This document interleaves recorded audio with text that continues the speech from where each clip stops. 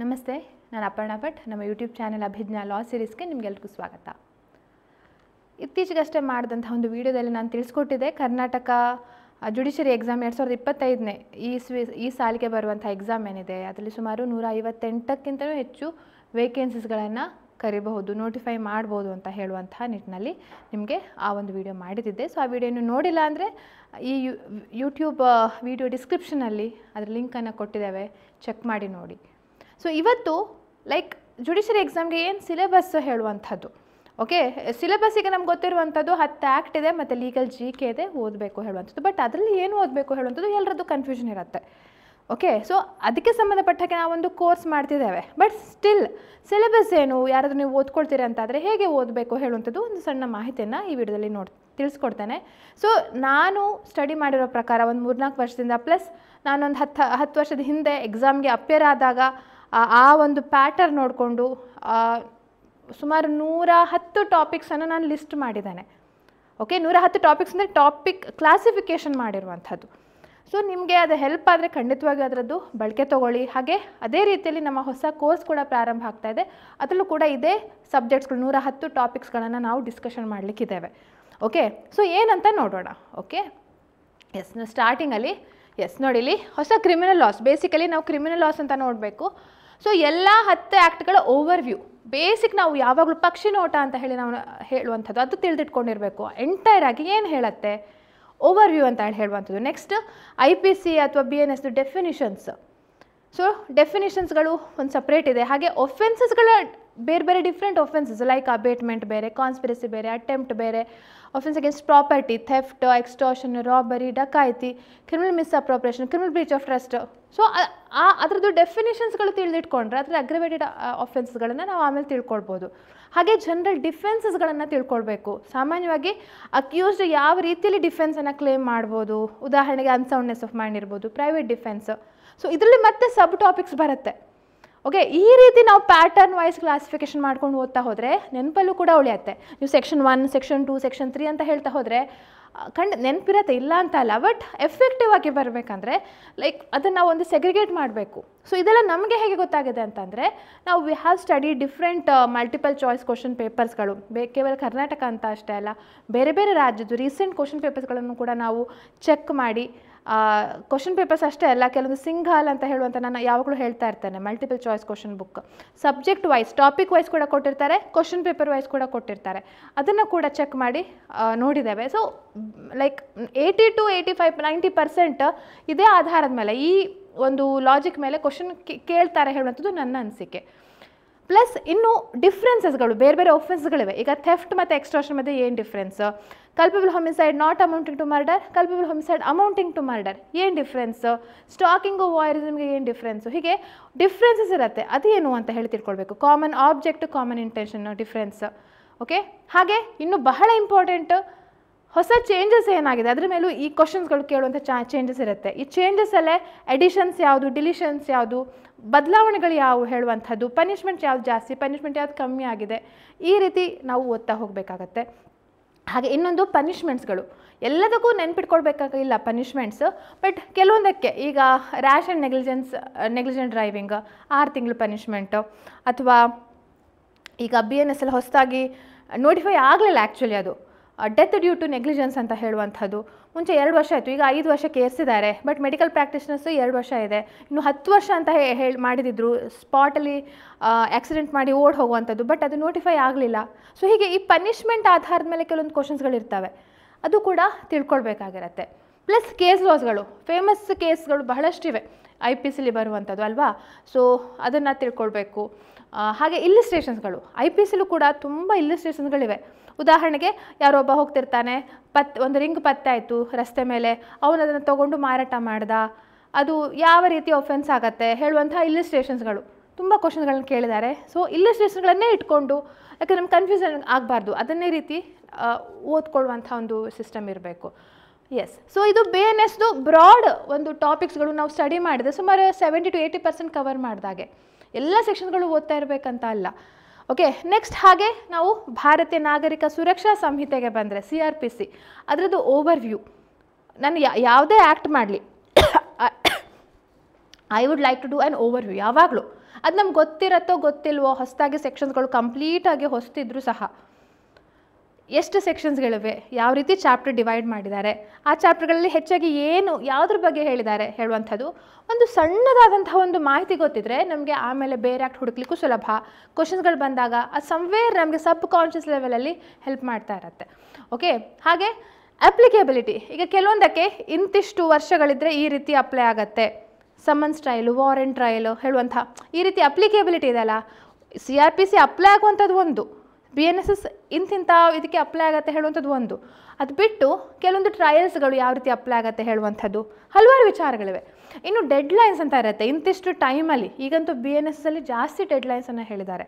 ಇಂತಿಷ್ಟು ಡೆಡ್ಲೈನ್ಸ್ ಅಂದರೆ ಇಷ್ಟು ಟೈಮಲ್ಲಿ ಮುಗಿಸ್ಬೇಕು, ಇನ್ವೆಸ್ಟಿಗೇಷನ್ ಇಷ್ಟು ಸಮಯದಲ್ಲಿ ಆಗಬೇಕು, ಚಾರ್ಜ್ ಶೀಟ್ ಇಷ್ಟು ಸಮಯದಲ್ಲಿ ಮಾಡಬೇಕು, ಜಜ್ಮೆಂಟ್ ಇಷ್ಟು ಸಮಯದಲ್ಲಿ ನೀಡಬೇಕು ಹೇಳುವಂಥದ್ದು. ಆ ಡೆಡ್ಲೈನ್ಸು ಸುಮಾರು 10-15 ಡೆಡ್ಲೈನ್ಸನ್ನು ನಾವು ಓದುವಂಥ ಇದು ಬರುತ್ತೆ. ಹಾಗೆ ಪ್ರೊಸೀಜರ್ಸ್ ಆ್ಯಂಡ್ ಪವರ್ಸ್, ಹಲವಾರು ಪ್ರೊಸೀಜರ್ಸ್. ಈಗ ನಾವು ಹೇಳಿದೆ ಆ ಟ್ರಯಲ್ ಯಾವ ರೀತಿ, ಸಮರಿ ಟ್ರಯಲ್ ಬೇರೆ, ಸಮನ್ಸ್ ಟ್ರಯಲ್ ಬೇರೆ, ಪ್ಲೀ ಬಾರ್ಗೇನಿಂಗ್ ಅಂತ ಹೇಳುವಂಥದ್ದಿದೆ. ಸೊ ಹಾಗೆ ಅದರಲ್ಲಿ ಬೇರೆ ಬೇರೆ ಪವರ್ಸ್ ಇರುತ್ತೆ. ಓಕೆ, ಅದನ್ನು ತಿಳ್ಕೊಳ್ಳುವಂಥದ್ದು. ಪ್ಲಸ್ ಡೆಫಿನೇಷನ್ಸ್ ಕೂಡ ಬಹಳ ಮುಖ್ಯ ಇರುವಂಥದ್ದು. ಯಾಕೆಂದರೆ ಈಗ ಕಂಪ್ಲೇಂಟ್ ಅಂದರೆ ಏನು, ಅಥವಾ ಎನ್ಕ್ವೈರಿ ಅಂದರೆ ಏನು, ವಾರೆಂಟ್ ಕೇಸ್ ಅಂದರೆ ಏನು, ಸಮನ್ಸ್ ಕೇಸ್ ಅಂದರೆ ಏನು, ಈಗ ಸುಮಾರು ಇಂಪಾರ್ಟೆಂಟ್ ಡೆಫಿನೇಷನ್ಸ್ಗಳಿವೆ. ಅದ್ರ ಮೇಲೆ ತುಂಬ ಸಲ ಕ್ವಶನ್ಸ್ಗಳು ಬಂದಿವೆ. Next differences. ಈಗ ಉದಾಹರಣೆಗೆ ಎನ್ಕ್ವೈರಿ ಮತ್ತು ಇನ್ವೆಸ್ಟಿಗೇಷನ್ಗೆ ಏನು difference, warrant case summons case ಮಧ್ಯೆ ಏನು ಡಿಫ್ರೆನ್ಸ್, ಕಾಗ್ನಿಸಬಲ್ ಅಫೆನ್ಸ್ ನಾನ್ ಕಾಗ್ನಿಸಬಲ್ ಅಫೆನ್ಸ್ಗೆ ಏನು ಡಿಫ್ರೆನ್ಸ್, ಈ ರೀತಿ ಡಿಫ್ರೆನ್ಸ್ಗಳು ಇರ್ತವೆ. ಅದನ್ನು ತಿಳ್ಕೊಳ್ಳುವಂಥದ್ದು. ಇದು ನಿಮಗೆ ಮೇನ್ಸ್ ಎಕ್ಸಾಮ್ಸ್ಗೂ ಹೆಲ್ಪ್ ಆಗುತ್ತೆ ಇದು ಓದಿದರೆ, ಈ ರೀತಿ ಓದಿದರೆ. ಆಫ್ಕೋರ್ಸ್ BNS ನಿಮಗೆ ಮೇನ್ಸ್ ಎಕ್ಸಾಮ್ಸಿಗಿಲ್ಲ, ಬಟ್ ಇದೆಲ್ಲವೂ ಕೂಡ ಓದುವಂಥದ್ದು ಏನಿದೆಲ್ಲ ಮೇನ್ಸ್ ಎಕ್ಸಾಮ್ಸ್ಗೂ ಖಂಡಿತವಾಗಿಯೂ ಹೆಲ್ಪ್ ಆಗುತ್ತೆ. ಒಂದು 70% ಕವರ್ ಮಾಡಿದಾಗ ಆಗುತ್ತೆ ಈ ರೀತಿ ಪ್ಯಾಟರ್ನಲ್ಲಿ ನೀವು ಓದಿದರೆ. ಮತ್ತು ಹೊಸ ರೀತಿಯಲ್ಲಿ ಓದಬೇಕಂತ ಇಲ್ಲ. ಮತ್ತು ಇನ್ನೊಂದು ಟೈಪ್ಸ್, ಬೇರೆ ಬೇರೆ ವಿಧಾನಗಳಿವೆ. ಈಗ ಉದಾಹರಣೆಗೆ different types of bails, bonds, different types of ಇದು ಹೇಳ್ಬೋದು. ಈಗ ಯಾವ್ಯಾವ ರೀತಿ ಸಮನ್ಸ್ ಕಳಿಸ್ತಾರೆ, ಪ್ರೊಸೆಸ್ ಯಾವ್ಯಾವ ಥರ, ಒಂದು ಸಮನ್ಸ್, ವಾರೆಂಟ್, ಆಮೇಲೆ ಪ್ರೊಕ್ಲಮೇಷನ್ನು, ಬೇರೆ ಟೈಪ್ಸ್ ಇರುತ್ತಲ್ಲ. ಸೊ ಅದನ್ನು ನಾವಿಲ್ಲಿ ಕಾಣ್ಬೋದು. ಹಾಗೆ ಇನ್ವೆಸ್ಟಿಗೇಷನ್ ಹೇಳುವಂಥ ನಾವು ಸಪ್ರೇಟ್ ತೆಗೆದಿಟ್ಕೊಳ್ಬಿಡ್ಬೋದು. ಇನ್ವೆಸ್ಟಿಗೇಷನ್ನೇ ಓದಬೇಕು, ಯಾಕೆಂದರೆ FIR, ಆಮೇಲೆ ಚಾರ್ಜ್ ಶೀಟ್ ಬರುತ್ತೆ. ಸೊ ಅದ್ರ ಮಧ್ಯದಲ್ಲಿ FIR ಆದ ನಂತರ ಫೈನಲ್ ಆಗಿ ಆಗುವಂಥದ್ದು ಚಾರ್ಜ್ ಶೀಟ್. ಅದ್ರ ಮಧ್ಯದಲ್ಲಿ ಇನ್ವೆಸ್ಟಿಗೇಷನ್ ಏನಿದೆಯಲ್ಲ ಅಲ್ಲಿ 164 ಸ್ಟೇಟ್ಮೆಂಟು, CRPCಲಿ 164 ಆಗಿತ್ತು, BNSಲ್ಲಿ ಚೇಂಜ್ ಆಗುತ್ತೆ.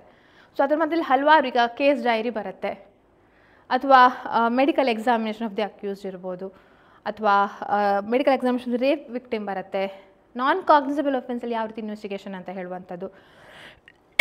ಸೊ ಹೀಗೆ ಇನ್ವೆಸ್ಟಿಗೇಷನ್ ಕಾನ್ಸೆಪ್ಟ್ಸ್ಗಳನ್ನು ಕೂಡ ನಾವು ತುಂಬ ಓದಲಿಕ್ಕಿದೆ. ಅರೆಸ್ಟ್ ಕಾನ್ಸೆಪ್ಟ್ಸ್ಗಳು, ಅರೆಸ್ಟಲ್ಲೂ ಕೂಡ ಯಾರ್ಯಾರು ಅರೆಸ್ಟ್ ಮಾಡ್ಬೋದು, ಮ್ಯಾಜಿಸ್ಟ್ರೇಟ್ ಅರೆಸ್ಟ್ ಮಾಡ್ಬೋದು, ಪ್ರೈವೇಟ್ ವ್ಯಕ್ತಿ ಅರೆಸ್ಟ್ ಮಾಡ್ಬೋದು, ಪೊಲೀಸ್ ಅರೆಸ್ಟ್ ಮಾಡ್ಬೋದು, ಪೊಲೀಸ್ ವಾರೆಂಟ್ ಅಲ್ಲದೆ ಯಾವಾಗ ಅರೆಸ್ಟ್ ಮಾಡಬೇಕು, ವಾರೆಂಟ್ ಇದ್ದು ಅರೆಸ್ಟ್ ಮಾಡಿದರೆ ಏನು ಮಾಡಬೇಕು, ಎಷ್ಟು ಸಮಯದಲ್ಲಿ ಅವರನ್ನು ಕೋರ್ಟಿಗೆ ಹಾಜರು ಮಾಡಬೇಕು, ಮ್ಯಾಜಿಸ್ಟ್ರೇಟ್ ಎದುರು ಹಾಜರು ಮಾಡಬೇಕು ಹೇಳುವಂಥದ್ದೆಲ್ಲ ನಾವಿಲ್ಲಿ ಕಾಣುವಂಥದ್ದು. ಹಾಗೆ ಈ ಡಿಫ್ರೆಂಟ್ ಟೈಪ್ಸ್ ಆಫ್ ಟ್ರಯಲ್ ಹೇಳುವಂಥದ್ದು ನಾವು ಸಪ್ರೇಟಾಗಿ ಓದುವಂಥ ತಿಳ್ಕೊಳ್ಳೋದು ಬಹಳ ಮುಖ್ಯ. ಏನಾದ ನಂತರ ಯಾವುದಾದ್ರು ಅಂದರೆ ಸೆಷನ್ಸ್ ಟ್ರಯಲ್ ಒಂದು ಸ್ಟೆಪ್, ಲೈಕ್ ಸೆಷನ್ಸ್ ಟ್ರಯಲಲ್ಲಿ prosecution, opening of the prosecution ಹೇಳುವಂಥದ್ದು ಬರುತ್ತೆ. ಅದರಲ್ಲಿ ಕೆಲವೊಂದು ಎಕ್ಸ್ಟ್ರಾ 2 ಸ್ಟೆಪ್ಸ್ ಜಾಸ್ತಿ ಇರುತ್ತೆ. ಇನ್ನು ವಾರೆಂಟ್ ಟ್ರಯಲಲ್ಲಿ institute upon the police report, institute upon the complaint ಹೇಳುವಂಥ ಸಪ್ರೇಟ್ ನಾವು ಕಾಣ್ಬೋದು. ಇನ್ನು ಸಮನ್ಸ್ ಟ್ರಯಲು, ಸಮರಿ ಟ್ರಯಲಲ್ಲೇ like step by step process ಇದೆ, ಅದನ್ನು ತಿಳ್ಕೊಳ್ಳೋದು ಬಹಳ ಮುಖ್ಯ ಆಗಿರುತ್ತೆ. Plus rules and principles. ಈಗ ಎಷ್ಟೋ ಸಲ ಈಗ ನಾವು ಹೇಳಿದಾಗೆ ಪ್ಲೀ ಬಾರ್ಗೇನಿಂಗ್ ಇರ್ಬೋದು, ಅಥವಾ ಇದರಲ್ಲಿ ಕಾಣುವ ಹಾಗೆ ಅಡ್ಮಾನಿಷನ್ ಹೇಳುವಂಥ ಕಾನ್ಸೆಪ್ಟು, ಪ್ರೊಬೇಷನ್ ಹೇಳುವಂಥ ಕಾನ್ಸೆಪ್ಟು, ಹಲವಾರು ಪ್ರಿನ್ಸಿಪಲ್ಸ್ಗಳಿವೆ, ಅದನ್ನು ತಿಳ್ಕೊಳ್ಬೇಕು. ಓಕೆ, ಅದನ್ನು ನಾವು ಕ್ಲಾಸಿಫೈ ಮತ್ತೆ ಸಪ್ರೇಟ್ ಇನ್ನೂ ಸಬ್ ಡಿವಿಷನ್ ಆಗುತ್ತೆ. ಬಟ್ ಬೇಸಿಕಲಿ ನಾವು ಹೀಗೆ ಓದುವಾಗಲೇ ಓಕೆ ಇದು ಈ ಕ್ಯಾಟಗರಿ ಬರುತ್ತೆ ಅಂತಂದರೆ ಆಗ ಏನಾಗುತ್ತೆ, ನಾವು ಮನಸ್ಸಿಗೆ ಒಂದು ಸ್ವಲ್ಪ ಎಕ್ಸ್ಟ್ರಾ ಎಕ್ಸಸೈಸ್ ಕೊಟ್ಟಾಗ ಏನಾಗುತ್ತೆ, ಮನಸ್ಸು ನಾರ್ಮಲಿ ಒಂದು ಥಿಂಕ್ ಮಾಡೋದಿಲ್ಲ, ಸ್ವಲ್ಪ ಹಟ್ಕ ಈ ರೀತಿಯಲ್ಲಿ ಓದಿದಾಗ ಆಗ ನೆನಪಲ್ಲಿರುವಂಥ ಸಾಧ್ಯತೆ ಜಾಸ್ತಿ. ಅದಕ್ಕೋಸ್ಕರ ಈ ರೀತಿ ಟಾಪಿಕ್ ವೈಸ್ ನಾನು ನಿಮಗೆ ತಿಳಿಸ್ಕೊಡ್ತಾ ಇರುವಂಥದ್ದು. ಹಾಗೆ ಡೆಡ್ಲೈನ್ಸ್. ಡೆಡ್ಲೈನ್ಸ್ ಒಂದು ರೀತಿಯಲ್ಲಿ ನಾವು ಕಾಣ್ಬೋದು. ಇಲ್ಲಿ ಡೆಡ್ಲೈನ್ಸ್ ಅಂತ ಹೇಳುವಂಥದ್ದು ಇದು ಸೇಮ್ ಅದೇ ಕ್ಯಾಟಗರಿಲೇ ಬರುತ್ತೆ, ಟೈಮ್ ಲೈನ್ ಅಥವಾ ಡೆಡ್ಲೈನ್ಸ್ ಅಂತ ಹೇಳುವಂಥದ್ದು. ಇದೊಂದು ಜಸ್ಟ್ ರಿಪೀಟ್ ಆಗಿದೆ. ಅಂದರೆ 2 ರೀತಿ ಬರುತ್ತೆ. ಒಂದು ಟೈಮ್ ಲಿಮಿಟ್, ಇಂತಿಷ್ಟು ಟೈಮಲ್ಲಿ ಮಾಡಬೇಕು ಅಂತ. ಇನ್ನೊಂದು ಇಂತಿಷ್ಟು ಲೈಕ್ ಇಷ್ಟು ವರ್ಷ, ಇಷ್ಟು ಸಮಯದಲ್ಲಿ ಈ ರೀತಿ ಹೇಳುವಂಥ ಕಾನ್ಸೆಪ್ಟ್. ಇಷ್ಟು ವರ್ಷ ಪನಿಷ್ಮೆಂಟ್ ಇದ್ದರೆ ಹೀಗಾಗತ್ತೆ. ಈಗ ಉದಾಹರಣೆಗೆ ಪ್ಲೀ ಬಾರ್ಗೇನ್ ಹೇಳೋದು ಎಲ್ಲದಕ್ಕೂ ಅಪ್ಲೈ ಆಗುವಂಥದ್ದಲ್ಲ, ಇಂತಿಷ್ಟಕ್ಕೆ ಮಾತ್ರ ಅಪ್ಲೈ ಆಗುತ್ತೆ. ಸೊ ಕೆಲವೊಂದು ಓವರ್ಲ್ಯಾಪ್ ಆಗುತ್ತೆ ಈ ಟಾಪಿಕ್. ಈಗ ಟ್ರಯಲ್ ಅಂತ ಬರುವಂಥದ್ದು ಈ ಟೈಪ್ಸಲ್ಲೂ ಕೂಡ ಬರ್ಬೋದು. ಓಕೆ, ಬಟ್ ಸ್ಟಿಲ್ ಆ ಡೆಡ್ಲೈನ್ಸ್, ಟೈಮ್ ಲೈನ್ಸ್ ಹೇಳುವಂಥದ್ದು ಏನಿದೆ, ಲೈಕ್ ಇದಾದ ನಂತರ ಇದು, ಈಗ ಉದಾಹರಣೆಗೆ FIR ಆದ ನಂತರ ನೆಕ್ಸ್ಟ್ ಏನಾಗುತ್ತೆ, ಸರ್ಚ್ ಮಾಡ್ತಾರೆ ಅಥವಾ ಆ ಸ್ಪಾಟಿಗೆ ಹೋಗಿ ಮಹಜರ್ ಮಾಡ್ಬೋದು, ಇನ್ವೆಸ್ಟಿಗೇಷನ್ ಪ್ರಾರಂಭ ಆಗುತ್ತೆ, ವಿಟ್ನೆಸ್ ಸ್ಟೇಟ್ಮೆಂಟ್ಗಳನ್ನ ತೊಗೊಳ್ತಾರೆ. ಆ ಪ್ರೊಸೆಸ್ ಇದೆ ಅಲ್ಲ, ಅದು ತಿಳ್ಕೊಳ್ಳುವಂಥದ್ದು ಬಹಳ ಮುಖ್ಯ. ಯಾಕೆಂದರೆ ಒಂದ್ಸಲ ಕೇಳಿದ್ರು ಮೇನ್ಸ್ ಎಕ್ಸಾಮ್ಸಲ್ಲಿ FIR ಇಂದ ಜಡ್ಜ್ಮೆಂಟ್ ತನಕ ಆ ಟೈಮ್ ಲೈನ್ ಪ್ರೊಸೆಸ್ ಬರೀರಿ ಅಂತ ಹೇಳಿ. ಸೊ ಹಾಗೆ ಅದನ್ನು ತಿಳಿದಿಟ್ಕೊಂಡಿರಬೇಕು. ನೆಕ್ಸ್ಟ್ CRPCಲಿ ಕೂಡ ಬಹಳ ಕೇಸ್ ಲಾಸ್ಗಳು ಕೂಡ ಕೆಲವೊಂದು ಇಂಪಾರ್ಟೆಂಟ್ ಕೇಸ್ ಲಾಸ್ಗಳಿವೆ. ಈಗ ಉದಾಹರಣೆಗೆ ಲಲಿತಾ ಕುಮಾರ್ ಇರ್ಬೋದು, ಅರುಣೇಶ್ ಕುಮಾರ್ ಕೇಸ್ ಲಾಸ್ಗಳು ತುಂಬ ಅಲ್ಲ, ಬಟ್ ಒಂದು 10-15 ಕೇಸ್ಗಳು ಇಂಪಾರ್ಟೆಂಟ್ ಇವೆ. ಹಾಗೆ BNS ನಾವು ನೋಡಿದಾಗ ಹೇಗೆ ನ್ಯೂ ಚೇಂಜಸ್ಗಳಿತ್ತು, BNS ಸುಮಾರು 10-20 ಚೇಂಜಸ್ ಇರ್ಬೋದು, BNS 70-80 ಚೇಂಜಸ್ಗಳಿವೆ. ಓಕೆ, ಸೊ ಆ ಚೇಂಜಸ್ಗಳನ್ನು ತಿಳ್ಕೊಳ್ಳುವಂಥದ್ದು ಕೂಡ ಬಹಳ ಮುಖ್ಯ ಆಗಿರುತ್ತೆ. ಹಾಗೆ CRPCಲಿ ಇಲ್ಲಸ್ಟ್ರೇಷನ್ಸ್ಗಳು ಕಮ್ಮಿ ಅಂಥದ್ದೇನು ಕೊಟ್ಟಿಲ್ಲ, ಬಟ್ ಕೆಲವೊಂದು ಕಡೆ ಕೆಲವೊಂದು ಕ್ವಶನ್ ಪೇಪರಲ್ಲಿ ನಾವು ನೋಡಿರೋ ಹಾಗೆ ಕೆಲವೊಂದು ಲೈಕ್ ಕೇಸ್ ಸ್ಟಡಿ ಥರ ಕೊಟ್ಟು ಕೇಳಿದ್ದಾರೆ ಕ್ವಶನ್ಸ್ಗಳು. ಸೊ ಅದಕ್ಕೋಸ್ಕರ ಇಲ್ಲಿ ನಾವು ಇದನ್ನು ಇನ್ಕ್ಲೂಡ್ ಮಾಡಿದ್ದೇವೆ, ಇಲ್ಲಸ್ಟ್ರೇಷನ್ಸ್ ಹೇಳುವಂಥದ್ದು. ಇನ್ನು BNSS CRPCಯಲ್ಲಿ ಅಪೀಲ್ಸ್ಗೆ ಬೇರೆ ಒಂದು ಇದಿರುವಂಥದ್ದು. ಯಾಕೆಂದರೆ ಕೆಲವೊಂದರಲ್ಲಿ ಅಪೀಲ್ ಮಾಡ್ಬೋದು, ಕೆಲವೊಂದು ಅಪೀಲ್ ಮಾಡಲಿಕ್ಕಿಲ್ಲ. ಅದರಲ್ಲಿ ಈಗ ರೆಫರೆನ್ಸ್ ರಿವ್ಯೂ ರಿವಿಷನ್, ಈಗ CPC ಇದನ್ನು ಕಂಪೇರ್ ಮಾಡಿದರೆ ರೆಫರೆನ್ಸ್ ರಿವ್ಯೂ ರಿವಿಷನ್ ಹೇಳುವಂಥ ಆ ಕಾನ್ಸೆಪ್ಟ್ ಬರುತ್ತೆ. ಸೊ ಅದೆಲ್ಲವೂ ಕೂಡ ಒಂದು ಅಂದರೆ ಹೈಯರ್ ಅಥಾರಿಟಿಗೆ ಅಪೀಲ್ ಹೋಗುವಂಥ ವಿಚಾರ ಏನಿದೆ, ಟ್ರಯಲ್ ಕೇಸ್ನ ಜಡ್ಜ್ಮೆಂಟ್ ಆದ ನಂತರ ಹೈಯರ್ ಕೋರ್ಟಿಗೆ ಹೋಗುವಂಥದ್ದು, ಅದು ಇಲ್ಲಿ ನಾವು ಕಾಣ್ತೇವೆ. ಹಾಗೆ ಇನ್ನೂ ಬಹಳಷ್ಟು ಇಂಪಾರ್ಟೆಂಟ್ ಅಂದರೆ ನೋಡುವಂಥದ್ದು ಏನಂದರೆ ಕ್ವಶನ್ಸ್ಗಳೇನೆಂದರೆ, ಒಂದು ವಿಚಾರ ಕೊಟ್ಟು ಈಗ ಕಂಪ್ಲೇಂಟ್ ಆಬ್ಸೆಂಟ್ ಆಗಿದ್ದರೆ ಅಕ್ಯೂಸ್ಡ್ ಅಕ್ವಿಟಲ್ ಆಗ್ತಾನಾ, ಡಿಸ್ಚಾರ್ಜ್ ಆಗ್ತಾನಾ. ಸೊ ಏನೋ ಒಂದು ಆಯಿತು, ಒಂದು ಘಟನೆ ಆಯಿತು, ಕಂಪ್ಲೇಂಟ್ನ ಜವಾಬ್ದಾರಿನ ಪೊಲೀಸರ ಜವಾಬ್ದಾರಿನ ಅಥವಾ ಏನೋ ಒಂದು ಘಟನೆ ಆಯಿತು, ಆ ಕಾರಣದಿಂದ ಅಕ್ಯೂಸ್ಡ್ ಬಿಡುಗಡೆ ಆಗ್ತಾನಾ, ಬಿಡುಗಡೆ ಆದರೆ ಅದು ಅಕ್ವಿಟಲ್ ಆಗುತ್ತಾ, ಡಿಸ್ಚಾರ್ಜ್ ಆಗುತ್ತಾ ಹೇಳುವಂಥ ತುಂಬ ಕ್ವಶನ್ಸ್ಗಳನ್ನು ಕೇಳಿದ್ದಾರೆ.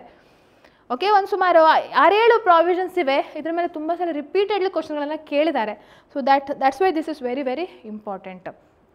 ಹಾಗೆ CRPC ಮತ್ತು BNSSಲ್ಲಿ ನಾವು ನೋಡುವಂಥದ್ದು ಸೆಕ್ಷುವಲ್ ಅಫೆನ್ಸ್ಗಳು ಏನಿವೆ. ಈಗ 2013ನಲ್ಲಿ ಅಮೆಂಡ್ಮೆಂಟ್ ಆಗಿತ್ತು ನಿರ್ಭಯಾ ಕೇಸ್ ಆಧಾರದ ಮೇಲೆ, ಹಾಗೆ 2018ನಲ್ಲೂ ಕೂಡ ಆಯಿತು ಅಮೆಂಡ್ಮೆಂಟು. ಸೊ ಅದರ ಆಧಾರದ ಮೇಲೆ ಸುಮಾರು ಸೆಕ್ಷುವಲ್ ಅಫೆನ್ಸ್ಗಳಿಗೆ ಸಂಬಂಧಪಟ್ಟ ಹಾಗೆ ವುಮನ್ ಪೊಲೀಸ್ ಆಫೀಸರ್ ಇರಬೇಕು, ವುಮನ್ ಪ್ರಿಸೈಡಿಂಗ್ ಆಫೀಸರ್ ಇರಬೇಕು ಹೇಳುವಂಥದ್ದು ಸುಮಾರು ಸ್ಪೆಸಿಫಿಕ್ ಆಗಿ ನೀಡಿದ್ದಾರೆ. ಇಂತಿಷ್ಟು ಟೈಮಲ್ಲೇ ಚಾರ್ಜ್ ಶೀಟನ್ನು ಸಬ್ಮಿಟ್ ಮಾಡಬೇಕು, ಅಥವಾ ಮೆಡಿಕಲ್ ಎಕ್ಸಾಮಿನೇಷನ್ ಇಷ್ಟು ಸಮಯದಲ್ಲಿ ಆಗಬೇಕು, ಕೆಲವೊಂದು ನಿಬಂಧನೆಗಳಿವೆ, ಅದನ್ನು ತಿಳ್ಕೊಳ್ಳುವಂಥದ್ದು ಬಹಳ ಮುಖ್ಯ. ರಿಪೀಟೆಡ್ಲಿ ಇದರಲ್ಲೂ ಕೂಡ ಕ್ವಶನ್ಗಳನ್ನು ಕೇಳಿದ್ದಾರೆ. ಓಕೆ, ಸೊ ಇದು ಜಸ್ಟ್ ಜನರಲ್ ಆಗಿ BNS CRPCಲಿ ನಾವು ಕ್ಲಾಸಿಫೈ ಮಾಡ್ಕೊಂಡಿರುವಂಥ ಆಧಾರದ ಮೇಲೆ ನಾವು ಡಿಸ್ಕಷನ್ ಮಾಡಲಿಕ್ಕಿದ್ದೇವೆ ನಮ್ಮ ಮುಂದಿನ ಕೋರ್ಸಲ್ಲಿ.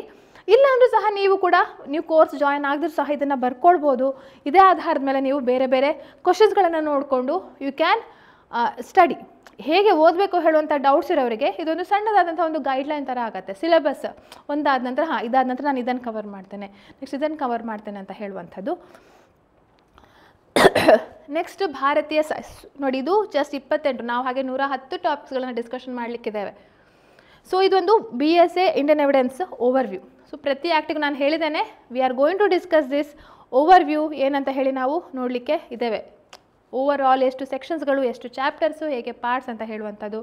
ಹಾಗೆ BSA IA definitions, proved, conclusive proof, document ಹೇಳುವಂಥದ್ದೆಲ್ಲ ಹಲವಾರು ಡೆಫಿನಿಷನ್ಗಳಿವೆ. ಅದನ್ನು ಕೂಡ ನಾವು we are going to check them. Next one Bharatiya Sakshya ಅಧಿನಿಯಮದಲ್ಲಿ ಏನು ಬದಲಾವಣೆಗಳಾಗಿವೆ. ತುಂಬ ಬದಲಾವಣೆ ಆಗಲಿಲ್ಲ ಇದರಲ್ಲಿ ನಾವು ನೋಡೋ ಪ್ರಕಾರ, ಬಟ್ ಸ್ವಲ್ಪ ಒಂದು 3-4 ಬದಲಾವಣೆಗಳಾಗಿವೆ. ಮೇಯ್ನಾಗಿ ಎಲೆಕ್ಟ್ರಾನಿಕ್ ಕಮ್ಯುನಿಕೇಷನ್ಗೆ ಸಂಬಂಧಪಟ್ಟ ಹಾಗೆ ಜಾಸ್ತಿ ಬದಲಾವಣೆಗಳಾಗಿವೆ, ಅದನ್ನು ಚೆಕ್ ಮಾಡಿ ನೋಡ್ಬೋದು. ಇನ್ನು ಪ್ರೂಫ್, ಯಾವ ರೀತಿಯಲ್ಲಿ ಪ್ರೂಫನ್ನು ಸಬ್ಮಿಟ್ ಮಾಡ್ತಾರೆ ಹೇಳುವಂಥದ್ದು, ಅಂದರೆ primary evidence, secondary evidence, documentary evidence, plus oral evidence, public documents, ಈ ರೀತಿಯೆಲ್ಲ ಡಿಸ್ಕಷನ್ ಮಾಡಲಿಕ್ಕೆ ಇರುವಂಥದ್ದು. ಇನ್ನು ಪ್ರಿಸಂಪ್ಷನ್ಸ್ ಬಹಳ ಮುಖ್ಯ. ಪ್ರಿಸಂಪ್ಷನ್ಸ್ಗಳ ಆಧಾರದ ಮೇಲೆ ತುಂಬ ಕ್ವಶನ್ಗಳು ಕೇಳಿದ್ದಾರೆ. ಈಗ 90 year old ಡಾಕ್ಯುಮೆಂಟ್ ಅಥವಾ ಪ್ರಿಸಂಪ್ಷನ್ಸ್ ಆಫ್ ಫ್ಯಾಕ್ಟ್ ಅಂತ ಹೇಳುವಂಥದ್ದು ಇರ್ಬೋದು, ಇಂಪಾರ್ಟೆಂಟ್ ಇದು. ಹಾಗೆ ರೂಲ್ಸ್ ರಿಗಾರ್ಡಿಂಗ್ ವಿಟ್ನೆಸ್ಗಳಿಗೆ ಸಂಬಂಧಪಟ್ಟ ಹಾಗೆ ಯಾವ ರೀತಿ ಕ್ವಶನ್ಗಳನ್ನ ಕೇಳಬೇಕು, ಕೇಳಬಾರ್ದು, ಹೋಸ್ಟೈಲ್ ವಿಟ್ನೆಸ್, ಚೀಫ್ ಎಕ್ಸಾಮ್ಷನ್ ಏನು, ಕ್ರಾಸ್ ಎಕ್ಸಾಮ್ಷನ್ ಏನಾಗುವಂಥದ್ದು ಹೇಳುವಂಥದ್ದೆಲ್ಲ ಕೂಡ ಇಲ್ಲಿ ನಾವು ಕಾಣ್ತೇವೆ.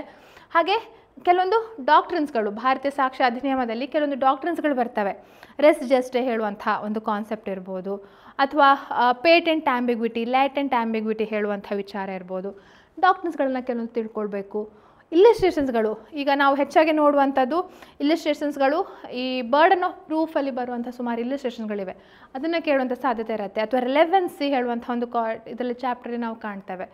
ಹಾಗೆ ಕೇಸ್ ಲಾಸ್ಗಳನ್ನು ಕೂಡ ನಾವು ಡಿಸ್ಕಷನ್ ಮಾಡಲಿಕ್ಕಿದ್ದೇವೆ ಭಾರತೀಯ ಸಾಕ್ಷ್ಯ ಅಧಿನಿಯಮ ಮತ್ತು ಇಂಡಿಯನ್ ಎವಿಡೆನ್ಸ್ ಆ್ಯಕ್ಟಲ್ಲಿ. ಪ್ಲಸ್ ರೆಲೆವೆಂಟ್ ಫ್ಯಾಕ್ಟ್ಸ್, ಇದು ಕೂಡ ಬಹಳ ಮುಖ್ಯ. Section 5 to section 55 of Indian evidence act ಆಗಿತ್ತು. ಅದರಲ್ಲಿ ಈಗ ಬೇರೆ ಬೇರೆ ಕ್ಯಾರೆಕ್ಟರ್ ಯಾವಾಗ ರೆಲೆವೆಂಟ್ ಆಗುತ್ತೆ, ಅಥವಾ ಮೋಟಿವ್ ಯಾವಾಗ ರೆಲೆವೆಂಟ್ ಆಗುತ್ತೆ, ಪ್ರಿಪ್ರೇಷನ್ ಯಾವಾಗ ರೆಲೆವೆಂಟ್ ಆಗುತ್ತೆ, ಅಡ್ಮಿಷನ್ಸ್, ಕನ್ಫೆಷನ್ಸ್, ಅಥವಾ ಒಪಿನಿಯನ್, ಎಕ್ಸ್ಪರ್ಟ್ ಒಪಿನಿಯನ್ ಯಾವಾಗ ರೆಲೆವೆಂಟ್ ಆಗುತ್ತೆ ಹೇಳುವಂಥದ್ದೆಲ್ಲ, ಯಾವ ವಿಚಾರ ಯಾವಾಗ ರೆಲೆವೆಂಟ್ ಆಗುತ್ತೆ ಅಥವಾ ಇರ್ರೆಲೆವೆಂಟ್ ಆಗುತ್ತೆ ಅಂತ ಹೇಳುವಂಥ ವಿಚಾರವನ್ನು ನಾವು ಈ ಒಂದು ಟಾಪಿಕಲ್ಲಿ ಕವರ್ ಮಾಡಲಿಕ್ಕಿದ್ದೇವೆ. ರೆಲೆವೆನ್ಸಿ ಆಧಾರದ ಮೇಲೆ ಕ್ವಶನ್ಸ್ಗಳನ್ನು ಕೇಳ್ತಾರೆ. Whether this is relevant. ಎಲ್ಲೋ ಒಬ್ಬ ಯಾರೋ ನಡ್ಕೊಂಡು ಹೋಗ್ತಿರ್ತಾನೆ, ಅವ್ನು ಮರ್ಡರ್ ಆಗ್ತಾನೆ, ಅವನು 10 ದಿನದ ಹಿಂದೆ ಎಲ್ಲೋ ಒಂದು ಹೋಟೆಲಲ್ಲಿ ತಿಂಡಿ ತಿಂದಿದ್ದ ಹೇಳುವಂಥದ್ದು ರೆಲೆವೆಂಟ್ ಆಗುತ್ತಾ, ಅಥವಾ ಸುಮ್ಮನೆ ಇರ್ರೆಲೆವೆಂಟಾ ಹೇಳುವಂಥದ್ದು ಯಾವ ಆಧಾರದ ಮೇಲೆ ನಾವು ಜಡ್ಜ್ ಮಾಡಬೇಕು. ಅದನ್ನು ಜಡ್ಜ್ ಮಾಡುವಂಥದ್ದು ಈ ರೆಲೆವೆನ್ಸಿ ಆಫ್ ಫ್ಯಾಕ್ಟ್ಸ್ ಹೇಳುವಂಥ ಒಂದು ಚಾಪ್ಟರ್ ಇದೆ. ಅದರಲ್ಲಿ ಕೊಟ್ಟಿದ್ರೆ ಮಾತ್ರ ರೆಲೆವೆಂಟ್ ಆಗುತ್ತೆ, ಇಲ್ಲಾಂದರೆ ರೆಲೆವೆಂಟ್ ಆಗೋದಿಲ್ಲ ಅಂತ ಹೇಳ್ತಾರೆ. ಸೊ ದ್ಯಾಟ್ಸ್ ವೈ ಇದು ತಿಳ್ಕೊಳ್ಳುವಂಥದ್ದು.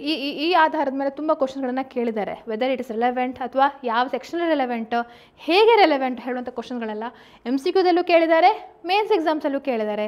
That's why this is actually a very relevant concept for both prelims and mains. ನೀವು ಯಾವುದೇ ಎಕ್ಸಾಮ್ ತೊಗೊಳ್ಳಿ, ಕರ್ನಾಟಕ ಇರ್ಬೋದು ಅಥವಾ ಬೇರೆ ಯಾವುದೇ ಡಿಫ್ರೆಂಟ್ ಜುಡಿಷರಿ ಎಕ್ಸಾಮ್ ಇರಲಿ ಅಥವಾ ಯಾವುದೇ ಕಾಂಪಿಟೇಟಿವ್ ಎಕ್ಸಾಮ್ಸ್ ಇರಲಿ, ಈ ಚಾಪ್ಟರ್ ವೆರಿ ಇಂಪಾರ್ಟೆಂಟ್ ಆಗುತ್ತೆ. ಸೊ ಇದಾದ ನಂತರ ಇನ್ನೊಂದು ನ್ಯೂ ಕ್ರಿಮಿನಲ್ ಲಾಸ್ದು ನಾವೆಲ್ಲ ನೋಡಿದ್ವಿ. ಚೇಂಜಸ್ ಏನು ಹೇಳುವಂಥದ್ದು, ಮೇಜರಾಗಿ ಏನು ನ್ಯೂ ಇದು ಚೇಂಜಸ್ ಏನಾಗಿದೆ ಅಂತ ಹೇಳುವಂಥದ್ದು. ಅದ್ರ ಜೊತೆಗೆ CPC, code of civil procedure. So ಇದು ಲೈಕ್ ನೋಡಲಿಕ್ಕೆ CPC ಹೇಳುವಂಥದ್ದು ಆ್ಯಕ್ಚುಲಿ ಇಟ್ಸ್ ಡಿಫಿಕಲ್ಟ್. ಯಾಕೆಂದರೆ CPC ಹೇಳುವಂಥದ್ದು ಏನಾಗಿದೆ ಅಂದರೆ ಸೆಕ್ಷನ್ಸ್ಗಳಿವೆ, 158 ಸೆಕ್ಷನ್ಸ್ಗಳಿವೆ, ಪ್ಲಸ್ 50ಕ್ಕಿಂತ ಜಾಸ್ತಿ ಆರ್ಡರ್ಸ್ಗಳಿವೆ.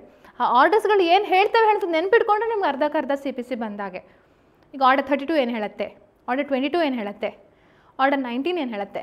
ಸೊ ಅದನ್ನು ನೀವು ಜಸ್ಟ್ ಮೆಮೊರೈಸ್ ಮಾಡಿದರೆ, ಸೊ ದ್ಯಾಟ್ಸ್ ವೈ ನಮಗೆ ಓವರ್ ವ್ಯೂದು ರೆಲೆವೆನ್ಸಿ ಯಾವಾಗ ಗೊತ್ತಾಗುತ್ತೆ ಅಂದರೆ ಈ CPC ಮಾಡುವಾಗ will understand the relevancy of the overview. ಪಕ್ಷಿ ನೋಟ, ಬರ್ಡ್ ವ್ಯೂ ಅಂತ ಹೇಳ್ತೇವಲ್ಲ, ಅದ್ರ ರೆಫರೆನ್ಸ್ ನಮಗೆ ಇಲ್ಲಿ ಗೊತ್ತಾಗುವಂಥದ್ದು. ಹಾಗೆ CPC ಕೂಡ ಬಹಳ ಡೆಫಿನೇಷನ್ಸ್ ಇವೆ. ಅದರಲ್ಲೂ ಡಿಕ್ರಿ ಹೇಳುವಂಥ ಇರ್ಬೋದು, ಜಡ್ಜ್ಮೆಂಟ್, ಆರ್ಡರ್, ಡಿಕ್ರಿ, ಅಥವಾ ಮೀನ್ ಪ್ರಾಫಿಟ್ಸ್, ಲೀಗಲ್ ರೆಪ್ರೆಸೆಂಟೇಟಿವ್ಸ್ ಹೇಳುವಂಥ ಟಾಪಿಕ್ ಇರ್ಬೋದು, ಎಲ್ಲವೂ ಇಂಪಾರ್ಟೆಂಟ್ ಆಗುತ್ತೆ. ಸೊ ಓವರ್ ವ್ಯೂ ಮತ್ತು ಡೆಫಿನೇಷನ್ಸು ನೀವು ಯಾವುದೇ ಆ್ಯಕ್ಟ್ ತೊಗೊಳ್ಳಿ, ಕಾಮನ್ ಆಗಿ ವಿ ಕ್ಯಾನ್ ಫೈಂಡ್ ದೆಮ್. ಇನ್ನು ಅಪ್ಲಿಕೇಬಿಲಿಟಿ, CPC ಯಾವ್ಯಾವ ಅಪ್ಲೈ ಆಗುತ್ತೆ ಹೇಳುವಂಥದ್ದು. ಸೊ ಅದಷ್ಟೇ ಅಲ್ಲ, ಇನ್ನು ಬೇರೆ ಬೇರೆ ಸಂದರ್ಭಗಳು ಕೂಡ ಕೆಲವೊಂದು ಅಪ್ಲಿಕೇಶನ್ ಇದೆ. ಒಂದು ಓವರಾಲ್ ಆ್ಯಕ್ಟ್ ಅಪ್ಲೈ ಆಗುವಂಥದ್ದು ಇರ್ಬೋದು, ಇನ್ನು ಕೆಲವೊಂದು ಆರ್ಡರ್ಸ್ಗಳು ಮೈನರ್ಸ್ಗೆ ಅಪ್ಲೈ ಆಗುತ್ತೆ, ಅಥವಾ ಅನ್ಸೌಂಡ್ ಪರ್ಸನ್ಸ್ಗೆ ಅಪ್ಲೈ ಆಗುತ್ತೆ ಹೇಳುವಂಥದ್ದು, ಅದೆಲ್ಲ ಕೂಡ ನಾವು ಕಾಣ್ತೇವೆ, ಅದನ್ನು ನೋಡುವಂಥದ್ದು. ಪ್ಲಸ್ CPC ಪ್ರೊಸೀಜರ್ಸ್ ಆ್ಯಂಡ್ ಪವರ್ಸ್, ಹಲವಾರು ಪ್ರೊಸೀಜರ್ಸ್ಗಳಿವೆ ಅಲ್ವಾ. ಮೈನರ್ ಸೂಟ್ಗಳನ್ನು ಹೇಗೆ ಫೈಲ್ ಮಾಡುವಂಥದ್ದು, ಗೌರ್ಮೆಂಟ್ ಸೂಟನ್ನು ಹೇಗೆ ಫೈಲ್ ಮಾಡುವಂಥದ್ದು ಇರ್ಬೋದು, ಅಥವಾ ಜಡ್ಜ್ಮೆಂಟ್ ಪ್ರೊಸೀಜರ್ ಹೇಗೆ, ಸಮನ್ಸ್ ಪ್ರೊಸೀಜರ್ಸ್ ಹೇಗೆ, ಜಡ್ಜಸ್ ಪವರ್ಸ್ ಏನು, ಅದೆಲ್ಲ ನಾವಿಲ್ಲಿ ಕಾಣ್ತೇವೆ. ಹಾಗೆ CPCಯ ಟೈಪ್ಸ್, ಬೇರೆ ಬೇರೆ ವಿಧಾನಗಳಂತ ನಾವು ನೋಡ್ಲಿಕ್ಕೆ ಹೋದರೆ, ಈಗ ಸೆಟ್ ಆಫ್ ಅಂದರೆ ಎಷ್ಟು ರೀತಿ ಸೆಟ್ ಆಫ್ ಇದೆ, ಅಥವಾ ರಿಟರ್ನ್ ಸ್ಟೇಟ್ಮೆಂಟ್ ನಂತರ ಸೆಟ್ ಆಫ್, ಕೌಂಟರ್ ಕ್ಲೇಮ್ ಅಂತ ಬರುತ್ತೆ, ಪ್ಲೇಂಟ್, ಡಾಕ್ಯುಮೆಂಟ್ಸ್ ಯಾವುದ್ಯಾವುದು, ಆ ವಿಧಾನಗಳಿವೆಲ್ಲ ಅದನ್ನು ನಾವಿಲ್ಲಿ ಕಾಣುವಂಥದ್ದು. ಹಾಗೆ ಒನ್ ಲೈನರ್ಸ್, ಕೆಲವೊಂದು ಒನ್ ಲೈನರ್ಸ್ಗಳು ಲೈಕ್ ಈಗ ನಂಗೆ ಹೇಳಲಿಕ್ಕೆ ಸಾಧ್ಯ ಇಲ್ಲ, ಬಟ್ ಉದಾಹರಣೆಗೆ CPC ಹೇಳುವಂಥದ್ದು ಕಾನ್ಸ್ಟಿಟ್ಯೂಷನ್ ಯಾವ ಲಿಸ್ಟಲ್ಲಿ ಬರುತ್ತೆ, ಯೂನಿಯನ್ ಲಿಸ್ಟಾ, ಸ್ಟೇಟ್ ಲಿಸ್ಟಾ, ಕನ್ಕರೆಂಟ್ ಲಿಸ್ಟಾ ಅಂತ ಹೇಳುವಂಥ ಕ್ವಶನ್ ಇದೆ. ಜನರಲ್ ಟಾಪಿಕ್ ಆಧಾರದ ಮೇಲೆ ಕೇಳುವಂಥದ್ದು, ಅದು ಕೂಡ ತುಂಬ ಸಲ ಎಕ್ಸಾಮಲ್ಲಿ ಕೇಳಿದ್ದಾರೆ. ಸೊ ಅದಕ್ಕೋಸ್ಕರ, ಅಥವಾ ಸೆಕ್ಷನ್ ಮತ್ತು ಆರ್ಡರ್ ಮಧ್ಯೆ ಏನು ಡಿಫ್ರೆನ್ಸ್ ಅಂತ ಹೇಳುವಂಥದ್ದು ಇರ್ಬೋದು, ಅಥವಾ ಹೈಕೋರ್ಟ್ ಸೆಕ್ಷನನ್ನು ಅಮೆಂಡ್ ಮಾಡ್ಬೋದಾ, ಆರ್ಡರ್ಸನ್ನು ಅಮೆಂಡ್ ಮಾಡ್ಬೋದಾ ಹೇಳುವಂಥ ಕ್ವಶನ್ನು. ಸೊ ಹೀಗೆ ಈ ಒನ್ ಲೈನರ್ಸಲ್ಲಿ ಫಿಲ್ ಇನ್ ದ ಬ್ಲ್ಯಾಂಕ್ಸ್ ಅಂತ ನಾವು ಹೇಳ್ತೇವಲ್ಲ, ಆ ರೀತಿ ನಾವು ಅದನ್ನು ಸ್ಟಡಿ ಮಾಡ್ತೇವೆ. ಹಾಗೆ ಡೆಡ್ ಲೈನ್ಸ್, CPCಲೂ ಕೂಡ ಈಗ ಡಿಕ್ರಿಯನ್ನು ಎಷ್ಟು ದಿನದಲ್ಲಿ ಅಮೆಂಡ್ ಮಾಡಬೇಕು, ಪ್ಲೀಡಿಂಗ್ಸನ್ನು ಎಷ್ಟು ದಿನದಲ್ಲಿ ಅಮೆಂಡ್ ಮಾಡಬೇಕು, ಸೆಟ್ ಆಫ್ ಎಷ್ಟು ದಿನದಲ್ಲಿ ಫೈಲ್ ಮಾಡಬೇಕು, ಕೌಂಟರ್ ಕ್ಲೇಮ್ನ ಎಫೆಕ್ಟ್ ಏನು. ಸೊ ಹೀಗೆ ಈ ರೀತಿ ಡೆಡ್ ಲೈನ್ಸನ್ನು ನಾವು ಕಾಣ್ತೇವೆ. ಡಿಫ್ರೆನ್ಸಸ್ಗಳು, ನಾವು CRPCಲಿ ನೋಡಿದ ಹಾಗೆ ಇಲ್ಲೂ ಕೂಡ ಡಿಫ್ರೆನ್ಸ್ಗಳಿವೆ.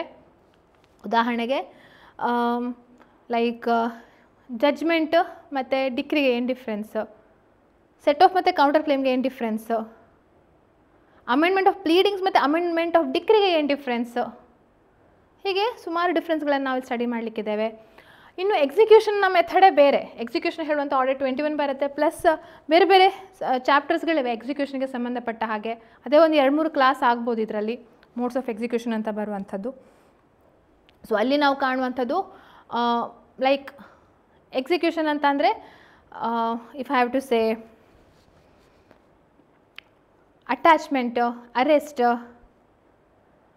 Sale of property, sale of movable property, sale of immovable property ಬರುತ್ತೆ.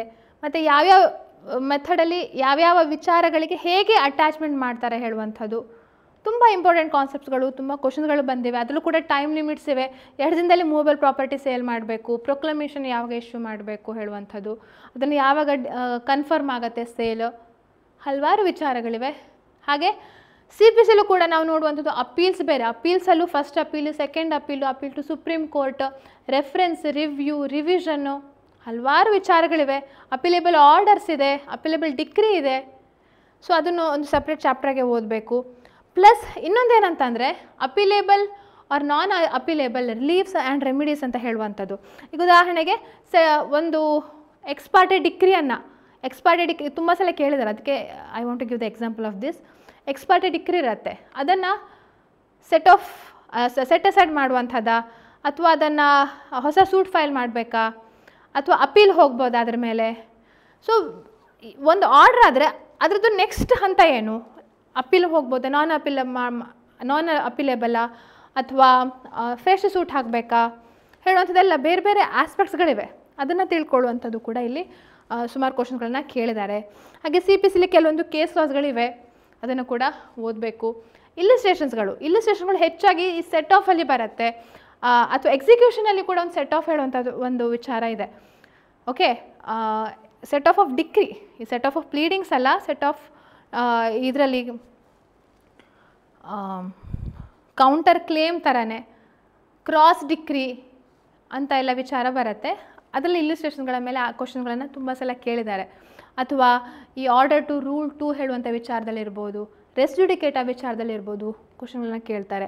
ಹಾಗೆ ಕೆಲವೊಂದು CPC ಸೆಕ್ಷನ್ ಪ್ರಾವಿಷನ್ ಅಂತ ಅಂದರೆ, ಈಗ ಉದಾಹರಣೆಗೆ ಯಾವ ಆರ್ಡ್ರಲ್ಲಿ ಈ ರೀತಿ ಟೆಂಪರರಿ ಇಂಜಂಕ್ಷನ್ನ ಫೈಲ್ ಮಾಡ್ಬೋದು, ಯಾವ ಪ್ರಾವಿಷನ್ ಅಡಿಯಲ್ಲಿ ಸೂಟನ್ನು ಅಬೇಟ್ ಆಗುತ್ತೆ, ಅಥವಾ ಲೀಗಲ್ ಏರ್ಸನ್ನು ಇಂಪ್ಲೀಡ್ ಮಾಡ್ಬೋದು ಹೇಳುವಂಥ ಕ್ವಶನ್ಸ್ಗಳೆಲ್ಲ 1-2 ಮಾರ್ಕ್ಸಿಗೆ ಕೇಳುವಂಥ ಕ್ವಶನ್ಸ್ಗಳಿವೆ.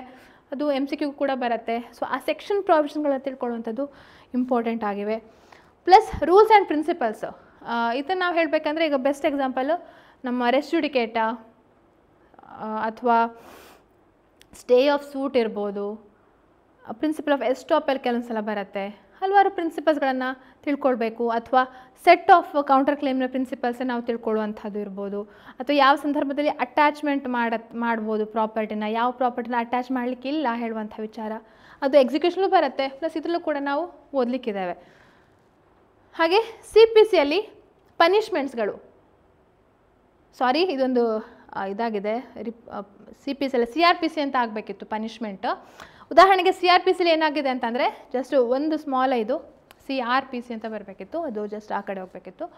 CRPCಲಿ ಕೂಡ ಈಗ ಕೆಲವೊಂದು ಈಗ ಕಂಟೆಂಪ್ಟ್ ಆಫ್ ಕೋರ್ಟ್ಸ್ ಅಂತೆಲ್ಲ ಇರುತ್ತೆ, ಅದರಲ್ಲಿ ಸಣ್ಣ ಸಣ್ಣ ಪನಿಷ್ಮೆಂಟ್ಸ್ಗಳು ಹೇಳಿದ್ದಾರೆ ಆಫ್ ಎ ಸಮರಿ ನೇಚರ್, ಅದನ್ನು ತಿಳ್ಕೊಳ್ಬೇಕು. ಓಕೆ, ಪ್ಲಸ್ CPCಯಲ್ಲಿ ಪನಿಷ್ಮೆಂಟ್ ಕೆಲವೊಂದು ಕೊಟ್ಟಿದ್ದಾರೆ. ಈಗ ಪೆನಾಲ್ಟಿ ಒಂದು ವೇಳೆ ತುಂಬ ಇಲ್ಲ CPCಯಲ್ಲಿ, ಬಟ್ ಕೆಲವೊಂದು ವಿಚಾರದಲ್ಲಿ ಕೊಟ್ಟಿದ್ದಾರೆ. ಕೆಲವೊಂದು ಪೆನಾಲ್ಟಿನ ಯಾವ ರೀತಿ ರಿಕವರ್ ಮಾಡಬಹುದು ಅಂತ ಹೇಳುವಂಥದ್ದು. ಉದಾಹರಣೆಗೆ ಪನಿಷ್ಮೆಂಟ್ ಅಂತಲ್ಲ, ಬಟ್ ಕಾಸ್ಟ್ಗಳಂತ ಹೇಳಿ ನಾವು ಕರಿತೇವೆ ಅಲ್ವಾ, ಆ ಕಾಸ್ಟ್ ಹೇಗೆ ಹಾಕೋದು, ಅದನ್ನು ಯಾವ ರೀತಿ ರಿಕವರ್ ಮಾಡ್ಬೋದು ಹೇಳುವಂಥ ಆ ಹೆಡಿಂಗಲ್ಲಿ ನಾವು ಸ್ಟಡಿ ಮಾಡ್ಬೋದು. ಪ್ಲಸ್ ಡಿಕ್ರಿ ಹೇಳುವಂಥದ್ದೇ ಬಹಳ ಇಂಪಾರ್ಟೆಂಟ್ ಟಾಪಿಕ್ CPCಯಲ್ಲಿ. ಯಾವುದು ಪ್ರಿಲಿಮಿನರಿ ಡಿಕ್ರಿ, ಪ್ಲಸ್ ಡಿಕ್ರಿ ಆದ ನಂತರ ಲೈಕ್ ಅದಕ್ಕಿಂತ ಮುಂಚೆ ಜಡ್ಜ್ಮೆಂಟ್ ಹೇಳುವಂಥದ್ದು ಡಿಫ್ರೆನ್ಸ್, ಪ್ಲಸ್ ಡಿಕ್ರಿ, ಅಪೀಲೇಬಲ್ ಡಿಕ್ರೀಸ್ ಯಾವುದು, ಡಿಕ್ರಿ ಡೆಫಿನೇಷನ್ನು ತುಂಬ ಸಲ ಕ್ವಶನ್ಗಳನ್ನ ಕೇಳಿದ್ದಾರೆ. ಯಾವುದು ಡಿಕ್ರಿ ಯಾವುದು ಆರ್ಡರ್ ಹೇಳುವಂಥ ಒಂದು ಎಕ್ಸಾಂಪಲ್ಸ್ಗಳನ್ನ ಇಟ್ಕೊಂಡು ಕೇಳ್ತಾರೆ. ಸೊ ಇದೇ ಒಂದು ಸಪ್ರೇಟ್ ಇದಾಗತ್ತೆ. ಹಾಗೆ CPCಯಲ್ಲಿ ಸ್ಪೆಷಲ್ ಸೂಟ್ಸ್, ಈಗ ಉದಾಹರಣೆಗೆ ಫ್ರೆಂಡ್ಲಿ ಸೂಟ್ಸ್ ಇದೆ, ಮೈನರ್ ಸೂಟ್ಸ್ ಇದೆ, ಗೌರ್ಮೆಂಟ್ ಸೂಟ್ಸ್ ಇದೆ, ಸುಮಾರು ವಿಚಾರಗಳಿವೆ. ಗೌರ್ಮೆಂಟ್ ಸೂಟ್ಸ್ ಆದ ನಂತರ ಲೈಕ್ ರೂಲರ್ಸ್, ಫಾರ್ಮರ್ ರೂಲರ್ಸ್ ಅಂತ ಇರ್ತಾರೆ, ಅವರಿಗೆ ಸಂಬಂಧಪಟ್ಟ ಸೂಟ್ಸ್ಗಳಿರ್ಬೋದು. ಸೊ ಸ್ಪೆಷಲ್ ಸೂಟ್ಸ್ಗಳದ್ದೇ ಒಂದು ಸಪ್ರೇಟ್ ಕ್ಯಾಟಗರಿ ಇದೆ, ಅದನ್ನು ಸ್ಟಡಿ ಮಾಡಿದರೆ ಸಾಕಾಗತ್ತೆ. ಎಸ್, ಇದು ಒಂದು ಆದ ನಂತರ ಇನ್ನು ಕಾನ್ಸ್ಟಿಟ್ಯೂಷನ್ಗೆ ಬರೋದಾದರೆ ಲೈಕ್ ಮೇಜರ್ ಆ್ಯಕ್ಟ್ಸ್ಗಳಿವೆಲ್ಲ. ಕಾನ್ಸ್ಟಿಟ್ಯೂಷನ್ ಕೂಡ ನಾವು ಓವರ್ವ್ಯೂ ನೋಡಲೇಬೇಕು, ಎಷ್ಟು ಆರ್ಟಿಕಲ್ಸ್ಗಳಿವೆ, ಎಷ್ಟು ಶೆಡ್ಯೂಲ್ಸ್ಗಳಿವೆ, ಆ ಶೆಡ್ಯೂಲ್ ಯಾವಾಗ ಅಮೆಂಡ್ಮೆಂಟ್ ಆಯಿತು ಹೇಳುವಂಥದ್ದೆಲ್ಲ. ಸೊ ಕಾನ್ಸ್ಟಿಟ್ಯೂಷನ್ ಡಾಕ್ಟ್ರಿನ್ಸ್, ಬಹಳಷ್ಟು ಡಾಕ್ಟ್ರಿನ್ಸ್ಗಳಿವೆ. ಈ ಡಾಕ್ಟ್ರಿನ್ಸ್ ಅಂದರೆ ಯಾವುದ್ಯಾವುದಂತಂದರೆ ಉದಾಹರಣೆಗೆ ನಾವು ಇದು ನೋಡುವಂಥದ್ದು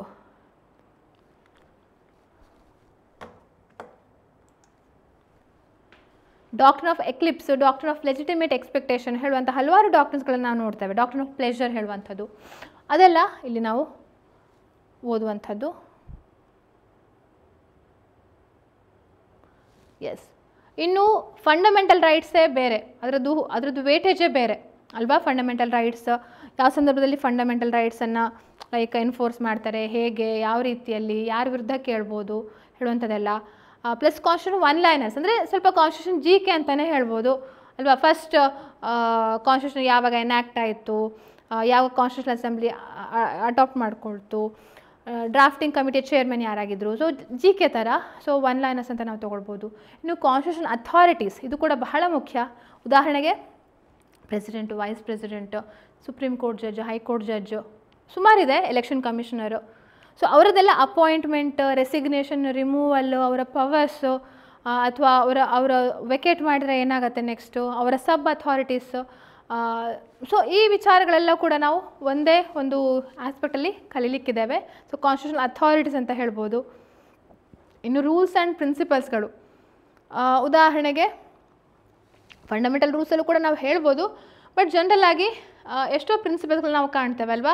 ಈಗ ರೀಸನಬಲ್ ಕ್ಲಾಸಿಫಿಕೇಷನ್ ಅಂತ ಹೇಳುವಂಥದ್ದು ಇರ್ಬೋದು, ಅದೆಲ್ಲ ಕೂಡ ಅಲ್ಲಿ ನಾವು ಕಾಣ್ತೇವೆ ಕಾನ್ಸ್ಟಿಟ್ಯೂಷನ್ ರೂಲ್ಸ್ ಆ್ಯಂಡ್ ಪ್ರಿನ್ಸಿಪಲ್ಸಲ್ಲಿ. ಹಾಗೆ ಅಮೆಂಡ್ಮೆಂಟ್ಸ್ ಬಹಳ ಮುಖ್ಯ. ಕಾನ್ಸ್ಟಿಟ್ಯೂಷನ್ ಅಮೆಂಡ್ಮೆಂಟ್ಸ್, ಈಗ 93rd ಅಮೆಂಡ್ಮೆಂಟ್ ಏನು ಹೇಳ್ತು, ಅಥವಾ 104th ಅಮೆಂಡ್ಮೆಂಟ್ ಏನು ಹೇಳ್ತು ಹೇಳುವಂಥದ್ದು, ಅದ್ರ ಮೇಲೆ ತುಂಬ ಸಲ ಕ್ವಶನ್ಗಳನ್ನು ಕೇಳಿದ್ದಾರೆ. ಆಲ್ ಇಂಡಿಯಾ ಬಾರ್ ಎಕ್ಸಾಮಿನೇಷನ್ಗೂ we had done this, separate ಅಮೆಂಡ್ಮೆಂಟ್ಸ್ಗಳ ಆಧಾರದ ಮೇಲೆ ಮಾಡಿದ್ವಿ. So that's why this is very very important. ಇನ್ನು ಮೇನ್ ಆಗಿ ನೋಡಿ, ಯೂನಿಯನ್ ಮತ್ತು ಸ್ಟೇಟ್ ಲೆಜಿಸ್ಲೇಚರ್ಸ್ ಹೆಚ್ಚು ಕಮ್ಮಿ ಒಂದೇ ಇರುತ್ತೆ, ಕೆಲವೊಂದು ಡಿಫ್ರೆನ್ಸ್ ಇದೆ. So state legislature, state executive, state judiciary, ಈ ಮೂರು ಇದೇನಿದೆ ಅಲ್ಲ, ಅದು ಯೂನಿಯನ್ ಲೆವೆಲಲ್ಲಿ, ಸ್ಟೇಟ್ ಲೆವೆಲಲ್ಲಿ ಹೇಗೆ ವರ್ಕ್ ಆಗುತ್ತೆ ಹೇಳು, ಆ ಪ್ರೊಸೀಜರನ್ನು ತಿಳ್ಕೊಳ್ಬೇಕು. Very very important. ಉದಾಹರಣೆಗೆ ಬಿಲ್ಸ್ಗಳನ್ನ ಪಾಸ್ ಮಾಡ್ತಾರೆ. ಇಲ್ಲಿ ಪ್ರೈಮ್ ಮಿನಿಸ್ಟರ್ ಮತ್ತು ಕ್ಯಾಬಿನೆಟ್ ಮಿನಿಸ್ಟರ್ಸ್ ಇರ್ತಾರೆ. ಇಲ್ಲಿ ಕೋರ್ಟ್, ಡಿಫ್ರೆಂಟ್ ಟೈಪ್ಸ್ ಆಫ್ ಈಗ ಒರಿಜಿನಲ್ ಸೂಟ್ಸ್, ಅಪೆಲೇಟ್ ಜೂರಿಡಿಕ್ಷನ್ ಹೇಗೆ, ಸುಪ್ರೀಂ ಕೋರ್ಟ್ದು, ಹೈಕೋರ್ಟ್ದು, ರಿಟ್ ಜೂರಿಡಿಕ್ಷನ್, ಅದೆಲ್ಲ ಇಲ್ಲಿ ಬರುವಂಥದ್ದು. ಈ ಮೂರು ಏನು ಪಾರ್ಟ್ಸ್ ಆಫ್ ದಿ ಗೌರ್ಮೆಂಟ್ ಅಂತ ಹೇಳ್ತಾರಲ್ಲ, organs of the government, legislature, executive, judiciary, ಅದು ಯೂನಿಯನ್ ಲೆವೆಲಲ್ಲೂ ನೋಡಬೇಕು, ಸ್ಟೇಟ್ ಲೆವೆಲಲ್ಲೂ ಕೂಡ ನಾವು ನೋಡಬೇಕು.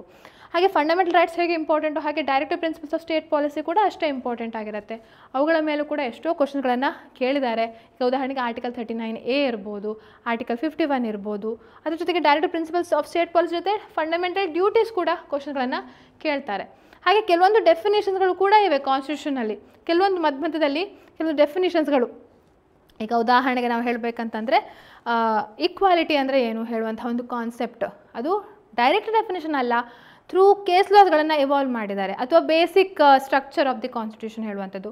ಸೊ ಅದು ರೂಲ್ಸ್ ಆ್ಯಂಡ್ ಪ್ರಿನ್ಸಿಪಲ್ಸ್ಗಳು ಕೂಡ ಬರುತ್ತೆ, ಈ ಡೆಫಿನೇಷನ್ಸಲ್ಲೂ ಬರುತ್ತೆ. ನಾವು ಸ್ವಲ್ಪ ಆ ಹೆಸರು ಒಂದು ಕಾಮನ್ ಆಗಿ ಇಟ್ಟಿದ್ದೇವೆ, ಬಟ್ ಕಾನ್ಸ್ಟಿಟ್ಯೂಷನ್ ಬಂದಾಗ ಸ್ವಲ್ಪ ಅದರದ್ದು ಎಫೆಕ್ಟ್ ಸ್ವಲ್ಪ ಬೇರೆ ಇರುತ್ತೆ. ಓಕೆ, ಹಾಗೆ ಕಾನ್ಸ್ಟಿಟ್ಯೂಷನ್ ಕೇಸ್ ಲಾಸ್ ಅಂತೂ ಬಹಳ ಮುಖ್ಯ. ಕೇಸ್ ಲಾಸ್ ಹೇಳುವಂಥದ್ದು ಏನಿದೆ, constitution it's based on case ಲಾಸೇ. ಅದು ಬೇಸಿಕ್ಕಾಗಿ ಫಂಡಮೆಂಟಲ್ ರೈಟ್ಸ್ ಮೇಲೆ ಹೆಚ್ಚಿದೆ. ಇನ್ನು ಬೇಸಿಕ್ ಸ್ಟ್ರಕ್ಚರ್ ಮತ್ತು ಇನ್ನು ಜುಡಿಷಿಯಲ್ ರಿವ್ಯೂಗೆ ಸಂಬಂಧಪಟ್ಟ ಕೇಸ್ ಲಾಸ್ಗಳಿವೆ. ಬೇರೆ ಬೇರೆ ಅಮೆಂಡ್ಮೆಂಟ್ಸ್ಗಳನ್ನ ಚಾಲೆಂಜ್ ಮಾಡಿರುವಂಥ ಕೇಸ್ ಲಾಸ್ಗಳಿವೆ. ಸೊ ಅದೆಲ್ಲ ಇನ್ನೂ ಮತ್ತೆ ಸಬ್ ಕ್ಲಾಸಿಫಿಕೇಷನ್ ಮಾಡಲಿಕ್ಕೆ ಹೋದರೆ ಇಷ್ಟು ವಿಚಾರಗಳು ನಮಗೆ ಸಿಗ್ತವೆ. ಹಾಗೆ ಕಾನ್ಸ್ಟಿಟ್ಯೂಷನ್ ಬಿಲ್ಸ್, ಈಗ ಮನಿ ಬಿಲ್, ಫೈನಾನ್ಷಿಯಲ್ ಬಿಲ್ ಹೇಳುವಂಥದ್ದೆಲ್ಲ ಇದೆ. ಆ ಬಿಲ್ಸ್ಗಳಂದರೆ ಏನು, ಯಾವಾಗ ಹೇಗೆ ಪಾಸ್ ಮಾಡ್ತಾರೆ, ಆ್ಯನ್ಯಲ್ ಫೈನಾನ್ಷಿಯಲ್ ಬಿಲ್ ಇರ್ಬೋದು ಅಲ್ವಾ, ಅಥವಾ ಬಿಲ್ಲಿಂದ ಆ್ಯಕ್ಟ್ ಹೇಗಾಗತ್ತೆ, ಆರ್ಡಿನರಿ ಬಿಲ್ಸ್ ಹೇಗಾಗತ್ತೆ ಹೇಳುವಂಥದ್ದು, ದ್ಯಾಟ್ಸ್ ವೆರಿ ಇಂಪಾರ್ಟೆಂಟ್. ಇನ್ನು ಕಾನ್ಸ್ಟಿಟ್ಯೂಷನಲ್ ಪ್ರೊಸೀಜರ್ಸ್ ಈಗ ನೋಡಿ, ಅಮೆಂಡ್ಮೆಂಟ್ ಹೇಳುವಂಥದ್ದು ಬೇರೆ ಬೇರೆ ಥರ ಅಮೆಂಡ್ಮೆಂಟ್ಸ್ಗಳಿವೆ ಅಲ್ವಾ, ಕಾನ್ಸ್ಟಿಟ್ಯೂಷನ್ ಆಗುವಂಥ ಪ್ರೊಸೀಜರು. ಅಥವಾ ಈಗ ಯಾರ್ದಾದ್ರು ಇಂಪೀಚ್ಮೆಂಟ್ ಇರ್ಬೋದು, ಅದು ಹೇಗೆ ಆಗುತ್ತೆ ಹೇಳುವಂಥದ್ದು. ಅಥವಾ ಅಪಾಯಿಂಟ್ಮೆಂಟ್, ಪ್ರೆಸಿಡೆಂಟ್ ಹೇಗೆ ಅಪಾಯಿಂಟ್ ಆಗ್ತಾರೆ, ಅದು ಅಫ್ಕೋರ್ಸ್ ಕಾನ್ಸ್ಟಿಟ್ಯೂಷನಲ್ ಅಥಾರಿಟೀಸ್ ಬರುತ್ತೆ, ಬಟ್ ಇದರಲ್ಲೂ ನಾವು ಅದನ್ನು ಡಿಸ್ಕಷನ್ ಮಾಡ್ಬೋದು. ಡಿಫ್ರೆಂಟ್ ಪ್ರೊಸೀಜರ್ಸ್, ಬೇಸಿಕ್ಕಾಗಿ ಅಮೆಂಡ್ಮೆಂಟ್ಸ್ಗಳು, ಎಲೆಕ್ಷನ್ ಹೇಗಾಗುತ್ತೆ ಹೇಳುವಂಥದ್ದು, ಕಾನ್ಸ್ಟಿಟ್ಯೂಷನಲ್ ಪ್ರೊಸೀಜರ್ಸಲ್ಲಿ ನಾವು ಇದನ್ನು ನೋಡ್ಬೋದು. ಇನ್ನು ಕಾಂಟ್ರ್ಯಾಕ್ಟ್, ಸೊ ಇದು ಬೇಸಿಕ್ಕಾಗಿ ಕಾನ್ಸ್ಟಿಟ್ಯೂಷನ್ ನಾವು ಡಿವೈಡ್ ಮಾಡಿರುವಂಥದ್ದು. ಇನ್ನು ಕಾಂಟ್ರ್ಯಾಕ್ಟ್ ಆ್ಯಕ್ಟ್ನ ಓವರ್ವ್ಯೂ, ಅದರಲ್ಲೂ ಕಾಂಟ್ರ್ಯಾಕ್ಟಲ್ಲಿ ನಾವು ಜನರಲ್ ಪ್ರಿನ್ಸಿಪಲ್ಸ್ ನೋಡ್ತೇವೆ ಹಾಗೂ ಈ ಪ್ರಿನ್ಸಿಪಲ್ಸ್ಗಳು, ಸ್ಪೆಷಲ್ ಟೈಪ್ಸ್ ಆಫ್ ಕಾಂಟ್ರಾಕ್ಟ್ಸ್ಗಳು ಕೂಡ ನೋಡ್ತೇವೆ. ಅಲ್ಲಿ ಡೆಫಿನಿಷನ್ಸ್, ವಾಯ್ಡ್ ಅಗ್ರಿಮೆಂಟ್, ವಾಯ್ಡೇಬಲ್ ಕಾಂಟ್ರ್ಯಾಕ್ಟ್, ಹೀಗೆ ಹಲವಾರು ಡೆಫಿನೇಷನ್ಗಳಿವೆ. ಆಫರ್ ಅಂದರೆ ಏನು, ಪ್ರಪೋಸಲ್ ಅಂದರೆ ಏನು, ಪ್ರಾಮಿಸ್ ಅಂದರೆ ಏನು, ಕನ್ಸಿಡರೇಷನ್ ಅಂದರೆ ಏನು ಹೇಳುವಂಥ ಡೆಫಿನೇಷನ್ಗಳು ವೆರಿ ವೆರಿ ಇಂಪಾರ್ಟೆಂಟ್ ಆಗ್ತವೆ. ಇನ್ನು ರೂಲ್ಸ್ ಆ್ಯಂಡ್ ಪ್ರಿನ್ಸಿಪಲ್ಸಲ್ಲೇ, ಈಗ ರೂಲ್ಸ್ ಆ್ಯಂಡ್ ಪ್ರಿನ್ಸಿಪಲ್ಸ್ ನಾವು ನೋಡ್ಲಿಕ್ಕೆ ಹೋದರೆ ಈಗ ಯಾವ ರೀತಿ ಅಪ್ರಾಪ್ರಿಯೇಷನ್ ಆಗುವಂಥದ್ದು, ಅಥವಾ ಯಾವ ರೀತಿ ಈಗ ಜಾಯಿಂಟ್ ಪೇಮೆಂಟ್ ಇದೆ, ಜಾಯಿಂಟ್ ಲಯಬಿಲಿಟಿ ಯಾವ ರೀತಿ ಡಿವಾಲ್ವ್ ಆಗುತ್ತೆ ಹೇಳುವಂಥದ್ದು, ಹಲವಾರು ಪ್ರಿನ್ಸಿಪಲ್ಸ್ಗಳಿವೆ, ಹಲವಾರು ರೂಲ್ಸ್ಗಳು ಕೂಡ ಇವೆ. ಪ್ಲಸ್ ಸ್ಪೆಷಲ್ ಕೈಂಡ್ಸ್ ಆಫ್ ಕಾಂಟ್ರ್ಯಾಕ್ಟ್ಸ್, ಈಗ ಉದಾಹರಣೆಗೆ ಗ್ಯಾರಂಟಿ, ಇಂಡೆಮ್ನಿಟಿ ಅಂತ ಹೇಳಿ ನಾವು ನೋಡ್ತೇವೆ, ಅಥವಾ ಏಜೆನ್ಸಿ ಹೇಳುವಂಥದ್ದು, ಬೇಲ್ಮೆಂಟ್, ಪ್ಲೆಜ್, ಅವುಗಳ ಡೆಫಿನಿಷನ್ಸೇ ಬೇರೆ, ಅದರಲ್ಲಿ ಬರುವಂತಹ ರೈಟ್ಸ್ ಆ್ಯಂಡ್ ಲಯಬಿಲಿಟೀಸೇ ಬೇರೆ. ಪ್ರತಿ ಸ್ಪೆಷಲ್ ಕೈಂಡ್ಸ್ ಆಫ್ ಕಾಂಟ್ರ್ಯಾಕ್ಟ್ಸಲ್ಲೂ ರೈಟ್ಸ್ ಆ್ಯಂಡ್ ಲಯಬಿಲಿಟೀಸ್ ಇದೆ. ಈಗ sureties duties, sureties rights, agents duties, principals duties, undisclosed principal ಅಥವಾ ಅನ್ನೇಮ್ಡ್ ಪ್ರಿನ್ಸಿಪಲ್ ಹೇಳುವಂಥದ್ದು ಸುಮಾರು ವಿಚಾರಗಳು ಅಲ್ಲಲ್ಲೇ ಡಿವೈಡ್ ಆಗಿವೆ, ಅದನ್ನು ತಿಳ್ಕೊಳ್ಬೇಕು. ಹಾಗೆ ಡಿಫ್ರೆನ್ಸಸ್, ಈಗ ವಾಯ್ಡ್ ಅಗ್ರಿಮೆಂಟು, ವಾಯ್ಡೇಬಲ್ ಕಾಂಟ್ರ್ಯಾಕ್ಟ್ಗೆ ಏನು ಡಿಫ್ರೆನ್ಸು, ಇಲ್ಲಿಗಲ್ ಕಾಂಟ್ರ್ಯಾಕ್ಟು, ವಾಯ್ಡ್ ಅಗ್ರಿಮೆಂಟ್ಗೂ ಏನು ಡಿಫ್ರೆನ್ಸು, ಅಥವಾ ಪ್ರಪೋಸಲ್ಗೂ ಕನ್ಸಿಡರೇಷನ್ಗೂ ಏನು ಡಿಫ್ರೆನ್ಸು, ಅಗ್ರಿಮೆಂಟ್ ಮತ್ತು ಕಾಂಟ್ರ್ಯಾಕ್ಟ್ಗೆ ಏನು ಡಿಫ್ರೆನ್ಸ್ಗಳ ಆಧಾರದ ಮೇಲೆ ಕ್ವಶನ್ಗಳನ್ನ ಕೇಳ್ತಾರೆ. ಇಲ್ಲಿಸ್ಟ್ರೇಷನ್ಸ್ಗಳು ನೋಡಿ, ನಾನು ಎಲ್ಲದರಲ್ಲೂ ಇಲ್ಲಿಸ್ಟ್ರೇಷನ್ ಕೊಟ್ಟಿಲ್ಲ, ಕೆಲವೊಂದರಲ್ಲಿ ಮಾತ್ರ ಇಲ್ಲಿಸ್ಟ್ರೇಷನ್ಗಳಿವೆ. ಕೊಟ್ಟಿರುವಂಥದ್ರಲ್ಲಿ ಕೇಳಿದ್ದಾರೆ ತುಂಬ ಸಲ ಕಾಂಟ್ರ್ಯಾಕ್ಟ್ ಆ್ಯಕ್ಟಲ್ಲಿ, ವೆದರ್ ಏನೋ ಒಂದು ಎಕ್ಸಾಂಪಲ್ ಕೊಟ್ಟು ಇದು ವಾಯ್ಡಾ, ವ್ಯಾಲಿಡ್ ಕಾಂಟ್ರ್ಯಾಕ್ಟಾ, ಅಥವಾ ವಾಯ್ಡೇಬಲ್ಲಾ, ಅಥವಾ ಇಲ್ಲೀಗಲ್ಲ ಹೇಳುವಂಥದ್ದೆಲ್ಲ ಹಲವಾರು ವಿಚಾರಗಳನ್ನು ಕೇಳಿದ್ದಾರೆ ಇಲ್ಲಿಸ್ಟ್ರೇಷನ್ಗಳ ಆಧಾರದ ಮೇಲೆ. So that's why this is very important. ಹಾಗೆ ಕಾಂಟ್ರ್ಯಾಕ್ಟ್ ಆ್ಯಕ್ಟ್, ಕೇಸ್ ಲಾಸ್, ಈ ಕೇಸ್ ಲಾಸ್ ಹೇಳುವಂಥದ್ದು ಏನಿದೆ, ಈ ಕೇಸ್ ಲಾಸ್ ಅದನ್ನು ಈಗ ನಾವು ಫೇಮಸ್ ಇದು Mohori Bibi versus Dharmodas Ghosh case, minors ಅಗ್ರಿಮೆಂಟ್ಗೆ ಸಂಬಂಧಪಟ್ಟಾಗೆ, ಅಥವಾ ಬಾಲ್ಫೋರ್ ವರ್ಸಸ್ ಬಾಲ್ಫೋರ್ ಇರ್ಬೋದು, ಅದೆಲ್ಲ ಕೂಡ ಕಾಂಟ್ರಾಕ್ಟ್ ಕೇಸ್ ಲಾಸ್ ಆಧಾರದ ಮೇಲೆ ಈ ಕಾಂಟ್ರಾಕ್ಟ್ ಎಷ್ಟೋ ಬಿಲ್ಡ್ ಆಗಿದೆ, ಕಾಂಟ್ರಾಕ್ಟ್ ಪ್ರಿನ್ಸಿಪಲ್ಸು ಆ ಲೆಕ್ಕದಲ್ಲಿ ಅದು ಇಂಪಾರ್ಟೆಂಟ್ ಆಗುತ್ತೆ. ಸೊ ಇದು ಕಾಂಟ್ರಾಕ್ಟ್ಗೆ ಸಂಬಂಧಪಟ್ಟದಾದರೆ, ಇನ್ನು ಟ್ರಾನ್ಸ್ಫರ್ ಆಫ್ ಪ್ರಾಪರ್ಟಿ ಆ್ಯಕ್ಟ್ ಕೂಡ ವೆರಿ ಡ್ರೈ ಸಬ್ಜೆಕ್ಟ್ ಹೇಳ್ತಾರೆ, ತುಂಬ ಡಾಕ್ಟ್ರಿನ್ಸ್ ಇವೆ ಅದರಲ್ಲಿ. But basically we are understanding overview ಏನು ಅಂತ ಹೇಳುವಂಥದ್ದು. ಡೆಫಿನೇಷನ್ಸಲ್ಲಿ ಈಗ ನಾವು ಅಟೆಸ್ಟೇಷನ್ ಅಂದರೆ ಏನಂತ ನೋಡ್ತೇವೆ, ಇಮ್ಮೂವಬಲ್ ಪ್ರಾಪರ್ಟಿ ಅಂದರೆ ಏನಂತ ನೋಡ್ತೇವೆ. Okay, definitions. ಹಾಗೆ ಡಾಕ್ಟ್ರಿನ್ಸ್ ನಾವು ನೋಡ್ಲಿಕ್ಕೆ ಹೋದರೆ ಒಂದು 20-30 ಡಾಕ್ಟ್ರಿನ್ಸ್ಗಳಿವೆ ಇದರಲ್ಲಿ. ಉದಾಹರಣೆಗೆ ಈ ಮಾರ್ಗೇಜ್ಗೆ ಸಂಬಂಧಪಟ್ಟ ಹಾಗೆ ರಿಡೆಂಪ್ಷನ್ ಇರ್ಬೋದು, ಅಥವಾ ಕಂಡೀಷ್ನಲ್ ಏಲಿಯನೇಷನ್, ಅಥವಾ ಇದು ನೋಡ್ಬೋದು ಟ್ಯಾಕಿಂಗ್ ಅಂತ ಹೇಳುವಂಥ ವಿಚಾರ ಇರ್ಬೋದು, ಸಬ್ರೋಗೇಷನ್, ಮಾರ್ಷಲಿಂಗ್, ಕಾಂಟ್ರಿಬ್ಯೂಷನ್ನು, ಹಲವಾರು ಹೊಸ ಡಾಕ್ಟ್ರಿನ್ಸ್ಗಳಿವೆ. ರೂಲ್ ಅಗೇನ್ಸ್ಟ್ ಪರ್ಪೆಚುಟಿ ಹೇಳುವಂಥದ್ದು. So very important, transfer of property act ಅಂದ್ರೇ doctrines. So very important concept ಅಂತ ಹೇಳ್ಬೋದು. ಹಾಗೆ ಸ್ಪೆಷಲ್ ಟ್ರಾನ್ಸ್ಫರ್ಸ್ ಇದೆ, ಉದಾಹರಣೆಗೆ sale, mortgage, lease, exchange, gift, actionable claim ಹೇಳುವಂಥದ್ದು. ಅದರದ್ದು ಡೆಫಿನೇಷನ್ಸು ಮತ್ತು ಹೇಗೆ ರಿಜಿಸ್ಟರ್ ಮಾಡ್ಬೋದು, ಹೇಗೆ ಎಫೆಕ್ಟ್ ಮಾಡ್ಬೋದು ಹೇಳುವಂಥ ವಿಚಾರವನ್ನೆಲ್ಲ ನಾವು ಕಾಣ್ತೇವೆ. Plus transfer of property act, rights and liabilities in different transfers, sellers rights, buyers rights, ಅಥವಾ ನಾವು ನೋಡ್ಲಿಕ್ಕೆ ಹೋದರೆ ಮಾರ್ಗೇಜರ್ಸ್ ರೈಟ್ಸ್, ಮಾರ್ಗೇಜಸ್ ಲಯಬಿಲಿಟೀಸ್ ಏನು, ಮಾರ್ಗೇಜಿ ಇನ್ ಪೊಸೆಷನ್ದು ಲಯಬಿಲಿಟೀಸ್ ಏನು, ಅದೆಲ್ಲ ಇಲ್ಲಿ ನಾವು ಕಾಣುವಂಥದ್ದು. ಸೊ ಅದನ್ನು ಸಪ್ರೇಟಾಗಿ ಸ್ಟಡಿ ಮಾಡೋಣ. ಇನ್ನು ಟ್ರಾನ್ಸ್ಫರ್ ಆಫ್ ಪ್ರಾಪರ್ಟಿ ಆ್ಯಕ್ಟಲ್ಲಿ ಕೆಲವೊಂದು ಡೆಡ್ಲೈನ್ಸ್ಗಳನ್ನು ಕೂಡ ಕೊಟ್ಟಿದ್ದಾರೆ. ಇಂತಿಷ್ಟು ಸಮಯದಲ್ಲಿ ಇಂಟ್ರೆಸ್ಟ್ ಕೊಡಬೇಕು, ಇಂತಿಷ್ಟು ಪರ್ಸೆಂಟೇಜು ಅಂತ ಹೇಳುವಂಥದ್ದೆಲ್ಲ. ಸೊ ನಂಬರ್ ಬೇಸ್ಡ್ ಅಂತ ಹೇಳ್ಬೋದು, ಡೆಡ್ಲೈನ್ಸ್ ಹೇಳೋದಕ್ಕಿಂತ ನಂಬರ್ ಬೇಸ್ಡ್ ಟಾಪಿಕ್ಸ್ ಅಂತ ಹೇಳಿ ನಾವು ಕೊಟ್ಟರೆ, ಲೈಕ್ ಅದರಲ್ಲಿ ಇಟ್ ಕವರ್ಸ್ ಆಲ್, ಪರ್ಸೆಂಟೇಜ್ ಇರ್ಬೋದು, ಇಯರ್ಸ್, ಮಂತ್ಸ್, ಡೇಸ್, ಆ ಥರ ಯಾವುದೇ ನಂಬರ್ ಬೇಸ್ಡ್ ಕ್ವಶನ್ಸ್ಗಳನ್ನು ಕವರ್ ಮಾಡುತ್ತೆ. ಇನ್ನು transfer of property act differences ತುಂಬ ಕ್ವಶನ್ಗಳು ಕೇಳಿದ್ದಾರೆ. ಉದಾಹರಣೆಗೆ ಮಾರ್ಗೇಜಲ್ಲಿ 6 ರೀತಿಯ ಮಾರ್ಗೇಜಸ್ಗಳಿವೆ, ಒಂದಕ್ಕೊಂದು ಏನು ಡಿಫ್ರೆನ್ಸ್, ಸಿಂಪಲ್ ಮಾರ್ಗೇಜ್ ಮತ್ತು ಇಂಗ್ಲೀಷ್ ಮಾರ್ಗೇಜ್ಗೆ ಏನು ಡಿಫ್ರೆನ್ಸು, ಅಥವಾ ಏನು ಸಿಮಿಲಾರಿಟೀಸ್. ಡಿಫ್ರೆನ್ಸಸ್ ಅಂದರೆ ಏನು ಬರುತ್ತೆ ಅಂದರೆ ಕೆಲಸ ಸಿಮಿಲಾರಿಟೀಸು ಇರುತ್ತೆ, ಅದನ್ನು ಕೂಡ ತಿಳ್ಕೊಳ್ಬೇಕು. ಕೇವಲ ವ್ಯತ್ಯಾಸಗಳು ಮಾತ್ರ ಅಲ್ಲ, ಹೋಲಿಕೆ ಏನು, ಯಾಕೆಂದರೆ ಸೇಮ್ ಕಾಣುತ್ತೆ ನಮಗೆ. ಥೆಫ್ಟ್ ಮತ್ತು ರಾಬರಿ ಸೇಮ್ ಕಾಣುತ್ತೆ, ಬಟ್ ಏನಿದೆ ಅದರಲ್ಲಿ ಸ್ವಲ್ಪ ರಾಬರ್ಲಿ ಇನ್ನೂ ಸ್ವಲ್ಪ ವೈಲೆನ್ಸ್ ಜಾಸ್ತಿ ಇದೆ. ಅಲ್ವಾ? ಸೊ ಹಾಗೆ ಸಿಮಿಲಾರಿಟಿನೂ ಏನು, ಡಿಫ್ರೆನ್ಸ್ ಏನು ಅಂತ ಕೂಡ ನಾವು ತಿಳ್ಕೊಳ್ಬೇಕು. ಹಾಗೆ ಟ್ರಾನ್ಸ್ಫರ್ ಪ್ರಾಪರ್ಟಿ ಆ್ಯಕ್ಟಲ್ಲಿ ತುಂಬ ಇಲ್ಲಸ್ಟ್ರೇಷನ್ಗಳನ್ನು ಕೇಳಿದ್ದಾರೆ. Weather this transfer is valid ಅಂತ ಹೇಳುವಂಥ ಕ್ವಶನ್ ಬರುತ್ತೆ ಲಾಸ್ಟಿಗೆ. ಈಗ ಯಾವುದೋ ಒಂದು ಕಂಡೀಷನ್ ಕೊಟ್ಟು ಕಂಡೀಷನ್ ಟ್ರಾನ್ಸ್ಫರ್ ಮಾಡಿ ಅಬ್ಸಲ್ಯೂಟ್ ಏಲಿಯನೇಷನ್ ರಿಸ್ಟ್ರಿಕ್ಷನ್ ಮಾಡ್ತಾರೆ ಅಥವಾ ಪಾರ್ಷಲಿ ರಿಸ್ಟ್ರಿಕ್ಟ್ ಮಾಡ್ತಾರೆ. Whether this transfer is valid ಅಥವಾ whether this condition is valid, difference ಇದೆ. ಕಂಡೀಷನ್ನು ವಾಯ್ಡ್ ಆದರೆ ಟ್ರಾನ್ಸ್ಫರ್ ವ್ಯಾಲಿಡ್ ಆಗುತ್ತೆ, ಬಟ್ ಕಂಡೀಷನ್ ವ್ಯಾಲಿಡ್ ಇದ್ಕೊಂಡು ಕೆಲಸ ಟ್ರಾನ್ಸ್ಫರ್ ವಾಯ್ಡ್ ಆಗಿಬಿಡತ್ತೆ. ಸೊ ಆ ಸೂಕ್ಷ್ಮ ವಿಚಾರಗಳನ್ನು ತಿಳಿದಿಟ್ಕೊಂಡಿರಬೇಕು. ಹಾಗೆ ಟ್ರಾನ್ಸ್ಫರ್ ಆ್ಯಕ್ಟಲ್ಲೂ ಒನ್ ಲೈನರ್ಸ್ ಕೂಡ ನಾವು ಸುಮಾರು ನೋಡ್ತೇವೆ. Weather this properties transferable, not transferable ಹೇಳುವಂಥ ಸುಮಾರು ಕ್ವಶನ್ಸ್ಗಳಿವೆ, ಅದನ್ನು ತಿಳ್ಕೊಳ್ಬೇಕು. ಎಸ್, ಇದೊಂದು ರಫ್ ಓವರ್ವ್ಯೂ ಆಯಿತಾ. ಇನ್ನೂ ನಾವು ತುಂಬ ಡೀಟೇಲಿಂಗ್ ಮಾಡಿ ಇನ್ನೂ ಚಂದ ಮಾಡಿ ಕ್ಲಾಸಿಫಿಕೇಷನ್ ಮಾಡ್ಬೋದು. Okay, but like I wanted to restrict it to 100 topics. ಒಂದು 100 ಟಾಪಿಕ್ಸ್ಗೆ ರಿಸ್ಟ್ರಿಕ್ಟ್ ಮಾಡಬೇಕಂತ ಇತ್ತು. ಇಲ್ಲಾಂದರೆ it may go up to 200. ತುಂಬ ಮೈನ್ಯೂಟಾಗಿ ನಾವು ಇದು ಮಾಡಬೇಕು ಅಂತ. But still this is fine. ಯಾಕೆಂದರೆ ನಾವು ಒಂದು ಬೇಸಿಕ್ ಸ್ಟ್ರಕ್ಚರ್ ಅರ್ಥ ಮಾಡ್ಕೊಳ್ತೇವೆ. ಎಕ್ಸಾಮಿಗೆ ತಯಾರಿ ಮಾಡ್ಕೊಳ್ಳಿಕ್ಕೆ ಒಂದು ಬೇಸಿಕ್ ತಯಾರಿ ಅಲ್ವಾ? ಸೊ ಅದಕ್ಕೆ ಇಷ್ಟು ಬೇಕಾದಾಗೆ ಸಾಕಾಗತ್ತೆ ಈ ರೀತಿ classification. Next specific relief act, SRS ಅಲ್ಲ, ಸ್ಪೆಸಿಫಿಕ್ ರಿಲೀಫ್ ಆ್ಯಕ್ಟ್ SRA ಆಗಬೇಕು. ಅದರದ್ದು ಓವರ್ವ್ಯೂ. ಅದು ಬಹಳ ಚಿಕ್ಕದಾದಂಥ ಆ್ಯಕ್ಟ್, ಬಟ್ ಸ್ಟಿಲ್ ಏನೇನು ಹೇಳುತ್ತೆ ಅಂತ ಹೇಳುವಂಥದ್ದು. ಸೊ ಅದರದ್ದು ಡಿಫ್ರೆಂಟ್ ರಿಲೀಫ್ಸ್, ಯಾವುದ್ಯಾವುದು ರಿಲೀಫ್ಸ್ ಇದೆ.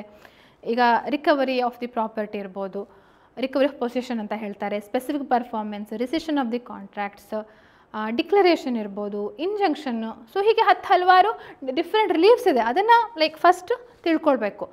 ಪ್ಲಸ್ ಅದರಲ್ಲೇ ಸ್ಪೆಸಿಫಿಕ್ ಪರ್ಫಾರ್ಮೆನ್ಸ್ ಆಫ್ ಕಾಂಟ್ರಾಕ್ಟ್ಸ್ ಮೇಲೆ ತುಂಬ ಸಲ ಕ್ವಶನ್ಗಳು ಕೇಳಿದ್ದಾರೆ. ಪ್ಲಸ್ ಇದು ನಿಮಗೆ ಸರಿ ಅರ್ಥ ಆದರೆ ನೀವು ಜಡ್ಜ್ಮೆಂಟ್ ರೈಟಿಂಗ್ ಕೂಡ ಒಳ್ಳೆ ರೀತಿಯಲ್ಲಿ ಆನ್ಸರ್ ಮಾಡಲಿಕ್ಕೆ ಸಾಧ್ಯ ಆಗುತ್ತೆ. ಓಕೆ, ಯಾಕೆಂದರೆ ಅದ್ರ ಮೇಲೆ ತುಂಬ ಕ್ವಶನ್ಗಳನ್ನು ಕೇಳಿರ್ತಾರೆ. ನೋಡಿ, ಇಲ್ಲಿ ತನಕ ಸುಮಾರು 90 ಟಾಪಿಕ್ಸ್ಗಳಾಯಿತು. ಇನ್ನೂ ಸ್ಪೆಸಿಫಿಕ್ ರಿಲೀಫ್ ಆ್ಯಕ್ಟ್ ಮೇಲೆ ಕೆಲವೊಂದು ಒನ್ ಲೈನರ್ಸ್ಗಳು ಕೂಡ ಕೇಳ್ತವೆ, ಫಿಲ್ ಇನ್ ದ ಬ್ಲ್ಯಾಂಕ್ಸ್ ಥರ. ಈಗ ಸ್ಪೆಸಿಫಿಕ್ ರಿಲೀಫ್ ಆ್ಯಕ್ಟ್ನ 2018 ಅಮೆಂಡ್ಮೆಂಟ್ ಪ್ರಕಾರ ಯಾವ ಹೊಸ ಸೆಕ್ಷನ್ ಇನ್ಕ್ಲೂಡ್ ಮಾಡಿದರು ಹೇಳುವಂಥದ್ದೆಲ್ಲ ಕೂಡ ವಿ ಕ್ಯಾನ್ ಸಿ. ಇನ್ನು ಡಿಫ್ರೆನ್ಸಸ್ಗಳು, ಉದಾಹರಣೆಗೆ ರಿಸಿಷನ್ ಆಫ್ ದಿ ಕಾಂಟ್ರಾಕ್ಟ್ಸ್ ಮತ್ತು ಕ್ಯಾನ್ಸಲೇಷನ್ ಆಫ್ ದಿ ಇನ್ಸ್ಟ್ರೂಮೆಂಟ್ಸ್ಗೆ ಏನು ಡಿಫ್ರೆನ್ಸ್ ಇದೆ ಹೇಳುವಂಥದ್ದು ಅದರಲ್ಲಿ ನಾವಿಲ್ಲಿ ಕಾಣ್ತೇವೆ. ಹಾಗೆ ಅಪ್ಲಿಕೇಬಿಲಿಟಿ, ಯಾವ್ಯಾವ ರೀತಿಯಲ್ಲಿ ಸ್ಪೆಸಿಫಿಕ್ ರಿಲೀಫ್ ಆ್ಯಕ್ಟ್ ಅಪ್ಲೈ ಆಗುತ್ತೆ, ಯಾವುದಕ್ಕೆ ಅಪ್ಲೈ ಆಗೋದಿಲ್ಲ ಹೇಳುವಂಥ ವಿಚಾರ. ಇನ್ನು specific relief act section provision, general ಆಗಿ ಈ ಸೆಕ್ಷನ್ನು, ಈಗ ಇಂಜೆಕ್ಷನ್ಗೆ ಸಂಬಂಧಪಟ್ಟ ಸೆಕ್ಷನ್ ಯಾವುದು, ಮ್ಯಾಂಡಟರಿ ಇಂಜೆಕ್ಷನ್ಗೆ ಸಂಬಂಧಪಟ್ಟ ಸೆಕ್ಷನ್ ಯಾವುದು ಹೇಳೋದು ಡೈರೆಕ್ಟ್ ಕ್ವಶನ್ ಬರ್ಬೋದು. ಆವಾಗಲೇ ಹೇಳಿದಾಗೆ 2018 ಅಲ್ಲಿ ಅಮೆಂಡ್ಮೆಂಟ್ ಆಯಿತು. ಈ ಅಮೆಂಡ್ಮೆಂಟ್ನ ಆಧಾರದ ಮೇಲೆ ಕ್ವಶನ್ಗಳು ಬರ್ತವೆ. ಈಗ ಇನ್ಫ್ರಾಸ್ಟ್ರಕ್ಚರ್ ಪ್ರಾಜೆಕ್ಟ್ಸ್ಗಳ ಮೇಲೆ ವಾಟ್ ಇಸ್ ದ ಸೆಕ್ಷನ್ನು, ಅಥವಾ ಸ್ಪೀಡ್ ರಿಲೀಫ್ಗೋಸ್ಕರ ಸ್ಪೆಷಲ್ ಕೋರ್ಟ್ಗಳನ್ನು ಸೆಟಪ್ ಮಾಡಿದ್ದಾರೆ, ಅಥವಾ ಸ್ಪೆಸಿಫಿಕ್ ಪರ್ಫಾರ್ಮೆನ್ಸನ್ನು ಮ್ಯಾಂಡಟರಿ ಮಾಡಿದ್ದಾರೆ ಹೇಳುವಂಥ ಸೆಕ್ಷನ್ ಯಾವುದು. ಸೊ ಇದೆಲ್ಲ ಹೊಸ ಹೊಸ ಅಮೆಂಡ್ಮೆಂಟ್ಸ್ಗಳ ಕಾರಣದಿಂದ ಆಗಿರುವಂಥದ್ದು. ಅದ್ರ ಮೇಲೆ ಕ್ವಶನ್ಗಳು ಇನ್ನೂ ಕೇಳ್ಬೋದು. ಇಲ್ಲಿಸ್ಟ್ರೇಷನ್ಸ್ಗಳು ಕಮ್ಮಿ, ಬಟ್ ಸ್ಟಿಲ್ ಕೆಲವೊಂದು ಸಲ ಸ್ಪೆಸಿಫಿಕ್ ರಿಲೀಫ್ ಆ್ಯಕ್ಟ್ ಮೇಲೆ ಕ್ವಶನ್ಗಳನ್ನು ಕೇಸ್ ಸ್ಟಡಿ ಆಧಾರದ ಮೇಲೆ ಕ್ವಶನ್ಗಳನ್ನು ಕೇಳಿದ್ದಾರೆ. ಇನ್ನು ನೆಗೋಷಿಯಬಲ್ ಇನ್ಸ್ಟ್ರೂಮೆಂಟ್ ಆ್ಯಕ್ಟ್, ಈ ನೆಗೋಷಿಯಬಲ್ ಇನ್ಸ್ಟ್ರೂಮೆಂಟ್ ಆ್ಯಕ್ಟ್ನ ಓವರ್ವ್ಯೂ NI ಆ್ಯಕ್ಟ್ ಅಂತ ಹೇಳ್ತೇವೆ. ಬೇಸಿಕ್ಕಾಗಿ promissory note, bill of exchange, cheque ನಾವು ಓದುವಂಥದ್ದು. ಡೆಫಿನೇಷನ್ಸ್, ಆ 3 ವಿಚಾರಗಳ ಡೆಫಿನೇಷನ್ ತಿಳ್ಕೊಳ್ಬೇಕು. ಇನ್ನು ಕೆಲವೊಂದು ಪ್ರಿಸಂಪ್ಷನ್ಸ್ ಇವೆ. ಈಗ ಡಿಸಾನರ್ ಆಫ್ ಚೆಕ್ಸ್ ಅಂತ ಒಂದು ಬಂದರೆ ಅದರಲ್ಲಿ ಪ್ರಿಸಂಪ್ಷನ್ಸ್ಗಳು ಇವೆ. 139 ಸೆಕ್ಷನ್ 118 ಬೇರೆ ಬೇರೆ ಪ್ರಿಸಂಪ್ಷನ್ಗಳು, ಅದ್ರ ಮೇಲೆ ತುಂಬ ಸಲ ಕ್ವಶನ್ಗಳನ್ನ ಕೇಳಿದ್ದಾರೆ. ಇನ್ನು ಕೆಲವೊಂದು ಪ್ರೊಸೀಜರ್ಸ್, ಈಗ ಡಿಸಾನರ್ ಆದರೆ ಹೇಗೆ, ನಾನ್ ಎಕ್ಸೆಪ್ಟೆನ್ಸ್ ಆದರೆ ಏನು, ಪ್ರೊಟೆಸ್ಟ್ ಅಂದರೆ ಏನು ಹೇಳುವಂಥದ್ದೆಲ್ಲ. ಹಾಗೆ ಡಿಫ್ರೆನ್ಸಸ್, ಬಿಲ್ ಆಫ್ ಎಕ್ಸ್ಚೇಂಜ್ ಚೆಕ್ಕಿಗೆ ಮತ್ತು ಏನು ಡಿಫ್ರೆನ್ಸ್, ಪ್ರಾಮಿಸರಿ ನೋಟು ಮತ್ತು ಬಿಲ್ ಆಫ್ ಎಕ್ಸ್ಚೇಂಜ್ಗೆ ಏನು ಡಿಫ್ರೆನ್ಸು. ಇಲ್ಲಿಸ್ಟ್ರೇಷನ್ಗಳು ತುಂಬ ಸಲ ಕೇಳ್ತಾರೆ. ಈಗ ಉದಾಹರಣೆಗೆ I owe to pay you ಅಂತ ಹೇಳಿ ಏನೋ ಕೊಟ್ಟು whether this is the promissory note or not ಅಂತ ಹೇಳಿ ಕ್ವಶನ್ಗಳು ಕೇಳ್ತಾರೆ. ಸೊ ಅದು ನೀವು ನೆಗೋಷಿಯಬಲ್ ಇನ್ಸ್ಟ್ರೂಮೆಂಟಾ, ಪ್ರಾಮಿಸರಿ ನೋಟಾ, ಬಿಲ್ ಆಫ್ ಎಕ್ಸ್ಚೇಂಜಾ ಹೇಳುವಂಥ ಆ ವಿಚಾರವನ್ನು ನೀವು ಕ್ಲಾಸಿಫೈ ಮಾಡಬೇಕು, ಫಸ್ಟ್ ಅರ್ಥ ಮಾಡ್ಕೊಳ್ಬೇಕು. ಹಾಗಾದರೆ you will understand negotiable act illustrations ಅಂತ ಹೇಳಿ ನೀವು ಆನ್ಸರ್ ಮಾಡಲಿಕ್ಕೆ ಸಾಧ್ಯ ಆಗುತ್ತೆ. ಸೊ ಇನ್ನು ಡಿಸಾನರ್ ಆಫ್ ಚೆಕ್ಸ್ ಕೂಡ ಇದೆಲ್ಲ ಆ್ಯಡ್ ಮಾಡ್ಬೋದು. ಈ ಪ್ರೊಸೀಜರ್ಸಲ್ಲೇ ಬರುತ್ತೆ ಡಿಸಾನರ್ ಆಫ್ ಚೆಕ್ಸ್, ಸೆಕ್ಷನ್ 138 ಬರುವಂಥದ್ದು. Very very important. ಅದರಲ್ಲಿ ಕಾಗ್ನಿಸಬಲ್ ಒಫೆನ್ಸ್, ಯಾವ ಕೋರ್ಟಿಗೆ ಇದಾಗತ್ತೆ, ಸಮರಿ ಟ್ರಯಲ್ ಆಗುತ್ತೆ ಹೇಳುವಂಥದ್ದೆಲ್ಲ ವಿಚಾರಗಳು ಬರುತ್ತೆ. Next Karnataka rent act, local law. ಇದೆಲ್ಲ ಉಳಿದಿದ್ದೆಲ್ಲ ಕೂಡ ಲೈಕ್ ಸೆಂಟ್ರಲ್ ಆ್ಯಕ್ಟ್ಸ್ಗಳು, ಬಟ್ ಇದು ಮಾತ್ರ ಲೋಕಲ್ ಆ್ಯಕ್ಟ್, ಕರ್ನಾಟಕಕ್ಕೆ ಮಾತ್ರ ಅಪ್ಲೈ ಆಗುವಂಥದ್ದು. ಒಂದು 2-3 ಕ್ವಶನ್ಗಳು ಬರ್ತವೆ. ಅದ್ರದ್ದು ಓವರ್ವ್ಯೂ ನಾವು ನೋಡ್ತೇವೆ. ಅದ್ರ ಕಾನ್ಸೆಪ್ಟ್ಸ್ಗಳು ಕೆಲವೊಂದು, ಈಗ ಉದಾಹರಣೆಗೆ ಟೆನೆನ್ಸಿ ಅಂದರೆ ಏನು, ಲ್ಯಾಂಡ್ ಲಾರ್ಡ್ ಅಂದರೆ ಏನು, ಬಿಲ್ಡಿಂಗ್ ಅಂದರೆ ಏನು ಹೇಳುವಂಥದ್ದು.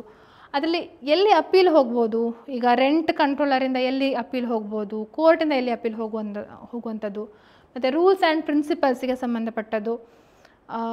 ಜನರಲ್ಲಾಗಿ ನಾವು ಹೇಳ್ಬೋದು, ಇದಂತ ಅಲ್ಲ, ಬಟ್ ಜನರಲ್ಲಾಗಿ ಈಗ ಈ ಕರೆಂಟ್ ಎಲೆಕ್ಟ್ರಿಸಿಟಿ ಸಪ್ಲೈಯನ್ನು ಎಸೆನ್ಷಿಯಲ್ಸನ್ನು ಸಪ್ಲೈನ ಸ್ಟಾಪ್ ಮಾಡಿದರೆ ಏನಾಗುತ್ತೆ ಹೇಳುವಂಥ ಆ ರೀತಿ ಪ್ರಿನ್ಸಿಪಲ್ಸ್ಗಳು ನಾವು ಕಾಣ್ತೇವೆ.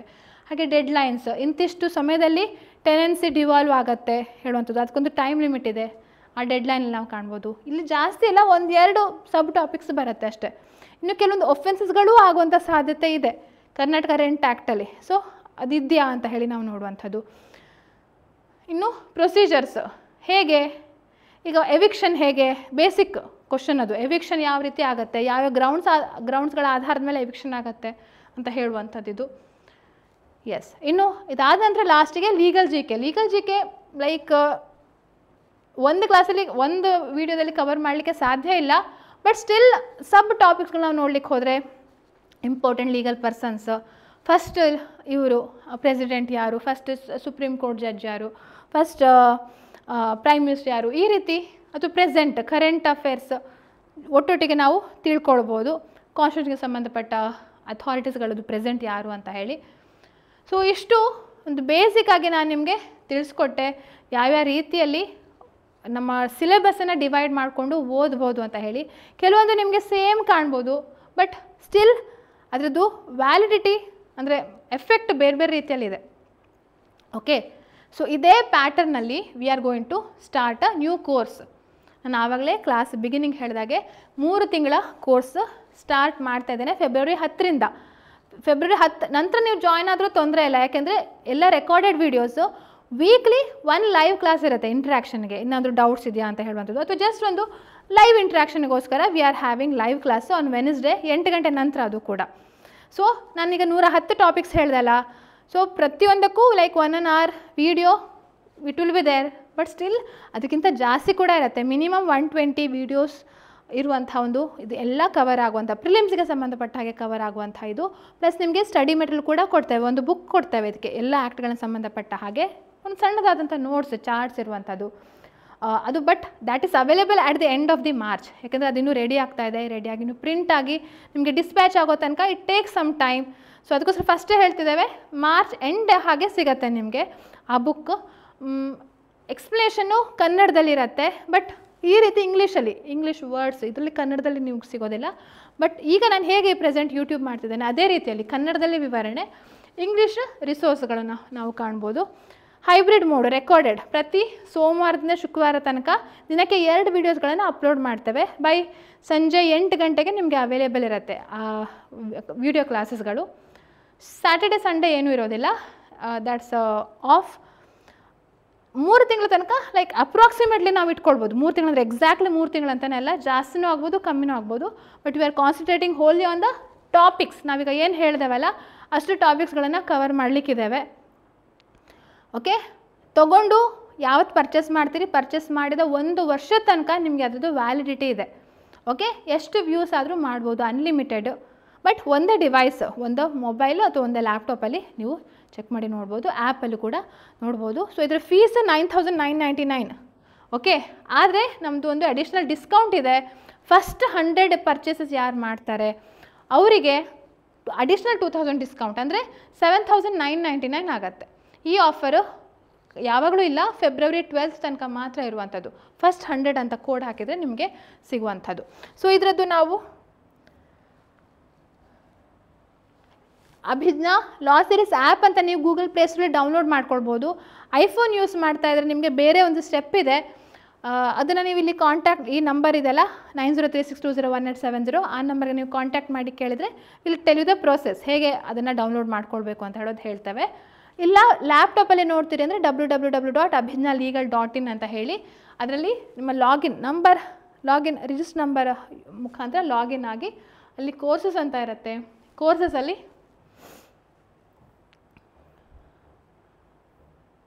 3 months ಕೋರ್ಸಸ್ ಅಂತ ಇದೆ. ಸೊ ಇದನ್ನು ನೀವು ಇಲ್ಲಿ ಕಾಣ್ಬೋದು. ಫ್ರೀ ಕ್ಲಾಸಸ್, ಸ್ಯಾಂಪಲ್ ಕ್ಲಾಸಸ್ಗಳು ಕೂಡ ಇವೆ. ಇಲ್ಲಿ ಕಂಟೆಂಟ್ ಓವರ್ವ್ಯೂ ಮತ್ತು ಕಂಟೆಂಟ್ ಇದೆ. ಕಂಟೆಂಟಲ್ಲಿ ಸ್ಯಾಂಪಲ್ ಕ್ಲಾಸ್ ಅಂತ ಚೆಕ್ ಮಾಡಿದರೆ ನಿಮಗೆ ಅದರದ್ದು ಕ್ಲಾಸ್ಗಳನ್ನು ಚೆಕ್ ಮಾಡಿ ನೋಡ್ಬೋದು. ಪ್ಲಸ್ ನೀವು ಇಲ್ಲಿ ಕೂಪನ್ ಫಸ್ಟ್ 100 ಅಂತ ಇದೆಯಲ್ಲ, ಇಲ್ಲಿ 10,270 ತನಕ ಕಾಣುತ್ತೆ. ಇಲ್ಲಿ ಅಪ್ಲೈ ಹಿಯರ್ ಅಂತ ಹೇಳಿ ಅಪ್ಲೈ ಅಂತ ಮಾಡಿದರೆ ನಿಮಗೆ ಈ ಅಮೌಂಟ್ ಎಕ್ಸ್ಟ್ರಾ 2018 ರುಪೀಸ್ ಅದು internet charges. So our charges only 8,000, but internet charges you have to pay. ಅದಕ್ಕೋಸ್ಕರ ಅದು ಎಕ್ಸ್ಟ್ರಾ ಅಡಿಷ್ನಲ್ ಆ್ಯಡ್ ಆಗಿ ಬರುತ್ತೆ.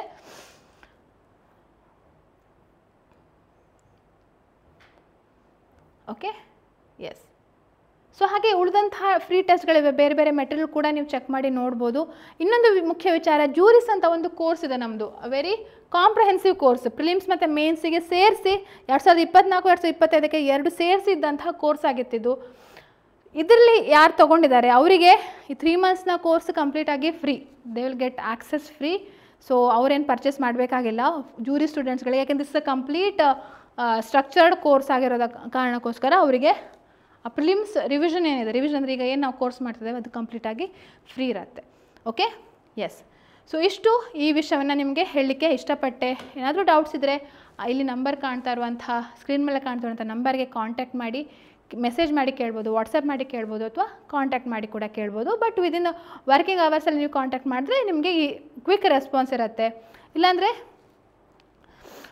ವೀಕೆಂಡ್ಸಲ್ಲಿ ಮಾಡಿದ್ರೆ ಸ್ವಲ್ಪ ನಿಮಗೆ ಡಿಲೇ ಇರುತ್ತೆ ರೆಸ್ಪಾನ್ಸ್ ಮಾಡುವಂಥದ್ದು, but still we are going to reply. Okay, ಇಷ್ಟು ಹೇಳ್ತಾ ಈ ವಿಡಿಯೋನ ಮುಗಿಸ್ತಾ ಇದ್ದೇನೆ. ಸೊ ಈ ವಿಡಿಯೋ ಇಷ್ಟ ಆಗಿದರೆ ಲೈಕ್, ಕಮೆಂಟ್, ಶೇರ್, ಸಬ್ಸ್ಕ್ರೈಬ್ ಮಾಡಲಿಕ್ಕೆ ಮರಿಬೇಡಿ. ಈ ಕೋರ್ಸ್ ಖಂಡಿತವಾಗಿ ನಿಮಗೆ ಹೆಲ್ಪ್ ಆಗುತ್ತೆ ಹೇಳುವಂಥ ಒಂದು ಭರವಸೆಯನ್ನು ನೀಡ್ತಾ ಈ ವಿಡಿಯೋನ ಮುಗಿಸ್ತಾ ಇದ್ದೇನೆ. ಥ್ಯಾಂಕ್ ಯು, ನಮಸ್ತೆ.